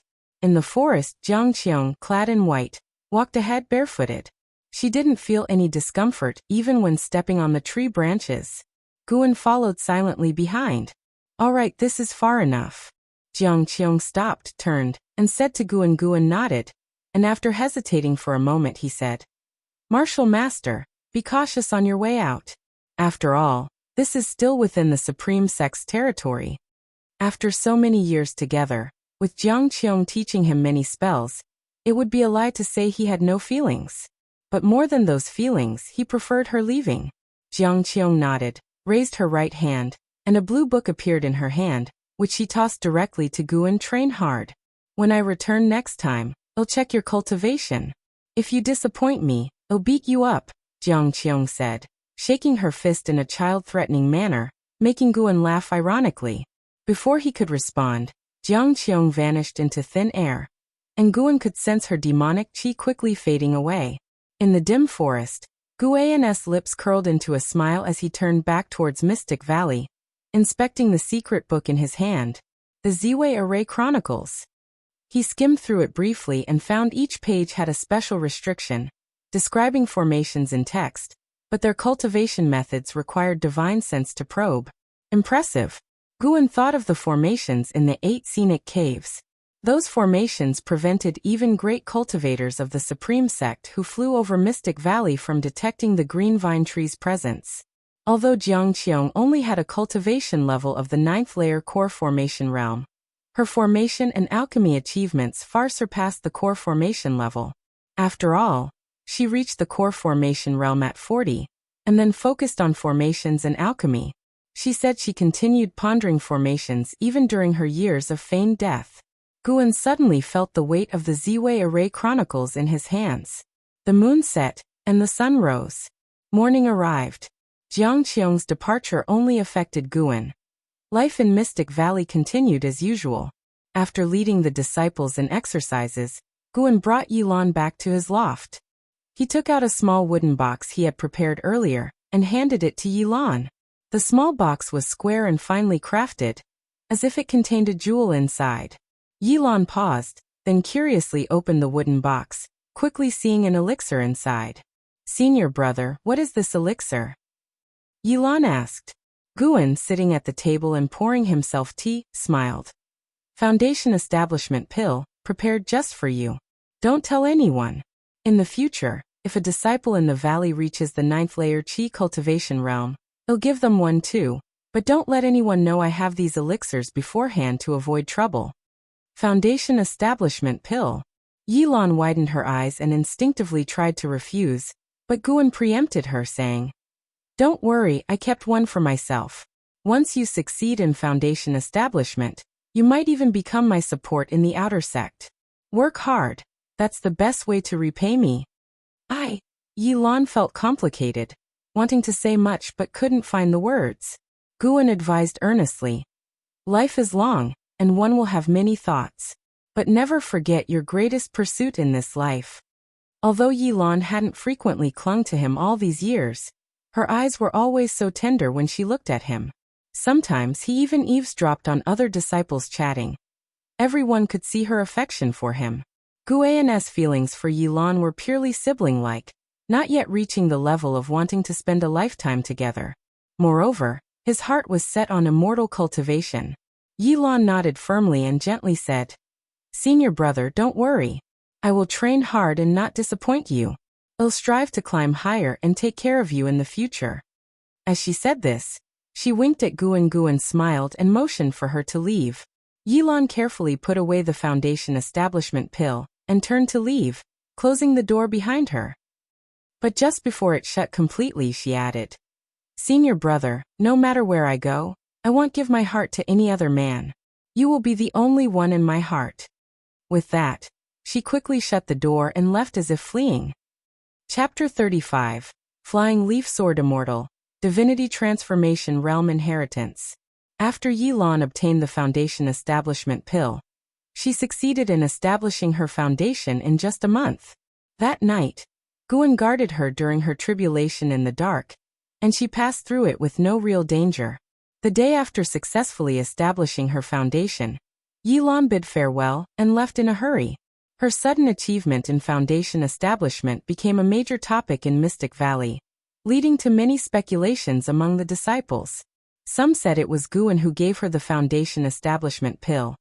Others claimed Yilan had a fortuitous encounter, and some believed her mountain forest training was divinely aided. Regardless, Yilan eventually left. Under the scorching summer sun, Guan stood on the pavilion's platform, looking at the busy disciples below, suddenly feeling a sense of change and loss. Cheng Xiandan, Zhang Chuanqiu, Liya Menglang, Lu Jiujia, and Yilan were all gone. Now, only the younger generation remained. Among them, Xiaochuan had the most seniority under him. Xiaochuan had given up thoughts of moving to the outer sect, but he did not get disheartened and still lived a positive life, finding other meanings in life alongside cultivation. Guan looked at a corner of the Medicine Valley, where bamboo fences enclosed ducks. Xiaochuan was leaning over the fence, interacting with the ducks. These ducks were not ordinary farm ducks. They had a trace of the bloodline of third-order demon beasts. Each duck cost 100 low-grade spirit stones. Xiaochuan emptied his wallet to buy 2, while the other 10 were paid for by Guan, increasing Xiaochuan's gratitude towards him. Despite the trace of third-order demon beast bloodline, these ducks would be lucky to grow to the first order. The flesh of low-order demon beasts is also beneficial to cultivators. Should I set up a livestock business? It could extend life and earn spirit stones. Guan suddenly felt tempted. Raising sheep and cattle in the mountains wasn't out of the question. But doing this would require constantly expanding manpower, and he feared causing a stir that would draw the Supreme Sect's ire. He had considered running off to find a deep mountain on his own, but quickly dismissed it. Not to mention that the green vine tree was hard to move. He did not want to miss out on the Supreme Sect's resource channels. Within the Supreme Sect, as long as he had enough spirit stones, he could buy anything he wanted. Going outside might not offer the same certainty. Some rare items were hard to find. At worst, he could glorify the Supreme Sect in his writing later on. Guan thought secretly, as long as he handed over enough medicinal herbs and demon beast blood, how could the Supreme Sect give him a hard time? They might even lend him a hand. Yes, just like that. In the future, Xiaochuan will be the beast tamer, and Wuxin will be the chief disciple in charge of planting. They will be my left and right guardians in Mystic Valley. The more Guan thought about it, the more feasible it seemed. He began planning. Earlier, the jade ring found by the white spirit rat contained a large sum of wealth. He calculated it to be worth 2 million low-grade spirit stones, equivalent to 200 top-grade spirit stones. Enough for him to expand significantly. He decided to act. Guan called out to Xiaochuan, who immediately ran over and leaped onto the platform. "Senior brother, what's the matter?" Xiaochuan asked. Guan shared his idea, and Xiaochuan's eyes lit up, growing more excited the more he listened. The two quickly agreed. In the end, Guan sent Xiaochuan to the outer sect with a list to acquire necessary items, and Xiaochuan set off on the same day. Xiaochuan also knew the sword control technique, but his spiritual power was insufficient, requiring 2 days for the round trip with a night's rest in between. 3 days later, Xiaochuan returned and handed Guan the prepared list, chattering excitedly. He had met Lu Jujiao in the outer sect, who personally took him to inspect the demon beasts, saving a lot of trouble. After discussing, Guan decided to buy 50 young beasts first to test the waters, as only with such a quantity would the outer sect's beast hall agree to transport them to Mystic Valley. After a day's rest, Xiaochuan set off with spirit stones provided by Guan, accompanied by Tang Yu and Su Han, both at the 5th layer of the energy cultivation realm, adding to their presence. If not for a batch of medicinal herbs nearing harvest, Guan would have gone personally to avoid being deceived. Fortunately, nothing like that happened. The Supreme Sect was indeed a reputable sect. 5 days later, Xiaochuan and the others returned by sword, followed by 3 two-horned white eagles with 5 zhang wingspans. On the eagles' backs stood cultivators, and their claws carried large cages containing young lambs. These lambs did not have grown horns and the flight was smooth, thanks to talisman papers on the cages. After landing, Guan went forward to thank them. The 3 medicine hall disciples were not overly friendly, but did not embarrass him either. After exchanging pleasantries, they left on the eagles. "Xiaochuan, these lambs cost me 1,000 low-grade spirit stones. You must take good care of them," Guan said, patting Xiaochuan's shoulder meaningfully. "Not just spirit stones, but my very life. These lambs would have the strength of the first order when grown, equivalent to the 3rd layer of the energy cultivation realm, though they couldn't develop human-like spiritual wisdom." Xiaochuan nodded solemnly, scratching his head. "Senior brother, can we recruit 2 more servant disciples to help me?" Guan replied, "Have others help you first. Recruit disciples in half a year. My storage bag is a bit tight right now." Xiaochuan beamed, quickly expressing his gratitude. Guan indeed had many spirit stones, but he feared drawing too much attention, so he chose to restrain himself for half a year. After dealing with Xiaochuan, Guan returned to the pavilion. Everyone in the valley came to observe the First Order sheep demon. For those fixated on plants daily, the appearance of sheep demons was novel. Back in the pavilion, Guan prepared to write the next volume of Investiture of the Gods. As Lu Chang from the book collection hall had urged him several times. Listening to the laughter of the disciples outside, Guan's lips involuntarily curled up. In a courtyard, Ziwei sat under a tree, his head full of white hair, holding a leaf in his right hand, his brow furrowed. Compared to the him who had successfully crossed the tribulation years ago, he looked much older, losing his sharpness, no longer seeming like a great cultivator of the nascent soul realm. Ziwei walked into the courtyard, turned his head, and saw his father under the tree. He immediately went forward, snatching the leaf from Ziwei's hand. "Father, how long will you remain in decline?" Ziwei questioned angrily, throwing the leaf on the ground and stomping on it. Ziwei looked at him with eyes calm as water. "I am not in decline. You spend all day looking at leaves. How long has it been? How long since you absorbed energy, or tempered your sword intent?" Ziwei's tone was full of frustration. Thinking of the indignities he had suffered over the years, a surge of anger welled up, almost uncontrollable. Ziwei bent to pick up the leaf. "Then before, when you held your sword deep in thought, not absorbing energy, what was it for? With your sword, were you more diligent than I with my leaf?" Ziwei was at a loss, his face flushing. "A sword is a sword, a leaf is a leaf. I couldn't grasp sword Dao, and thus sat in contemplation. But are you pursuing leaf Dao? But the flying leaf sword Immortal defeated me with just a leaf. Do you think his leaf wasn't a sword? That's different. True sword Dao is never confined to a specific sword." Ziwei said softly, refocusing on the leaf in his hand, his gaze becoming distant. Ziwei cursed inwardly, reaching into his storage bag to pull out a book. "Father, look at this book called Investiture of the Gods. It has spread through the immortal cultivation world in the past 2 years. Many sects are reading it. Some say it records an ancient era's war of cultivation." Ziwei remained indifferent. Ziwei placed the Investiture of the Gods at his feet, and then turned to leave. As soon as he left the courtyard, he couldn't resist pulling out another copy of Investiture of the Gods from his storage bag. Ziwei continued to daydream. After an unknown amount of time, he finally blinked and glanced at the Investiture of the Gods on the ground. In autumn, Mystic Valley was covered in yellowish hues. In the pavilion, Guan sat drinking tea with Liye, who was passionately talking while holding a book. It was Investiture of the Gods. In the past 2 years, the Supreme Sect has been in the spotlight. First, the Flying Leaf Sword Immortal defeated the maniac swordsman of Tsanghu Lake, a Nascent Soul Realm cultivator, with just 1 leaf, becoming famous in the immortal cultivation world. Second, this Investiture of the Gods, with its grand immortal cultivation stories and incredible spells, has everyone talking. Some even say it might record a true ancient era story. Listening to Liye's praise of Investiture of the Gods, Guan frowned. Is it really that popular?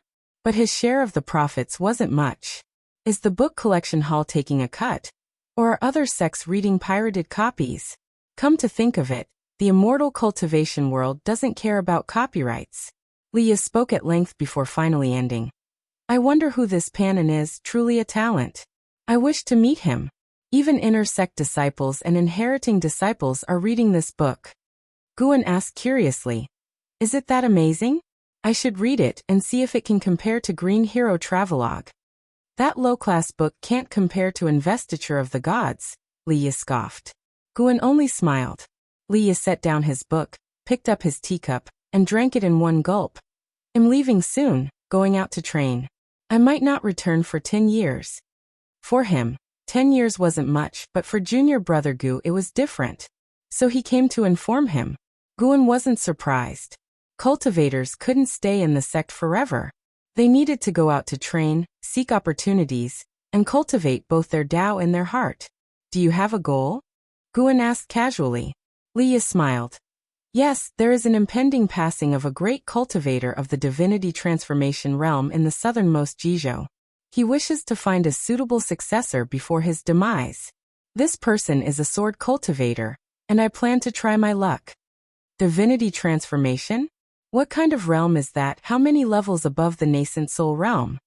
Guan pretended to ask in curiosity. Liye laughed. The Divinity transformation realm is just above the Nascent Soul Realm. If it were several levels higher, he wouldn't appear in Taicang. There's more to this land than just the Taicang dynasty. And supposedly, beyond the sea lies an even broader world. But without reaching the Nascent Soul Realm, it's hard to cross over. He stood up, smiling. Junior brother Gu, when I return, I will be the inheritor of a Divinity transformation cultivator.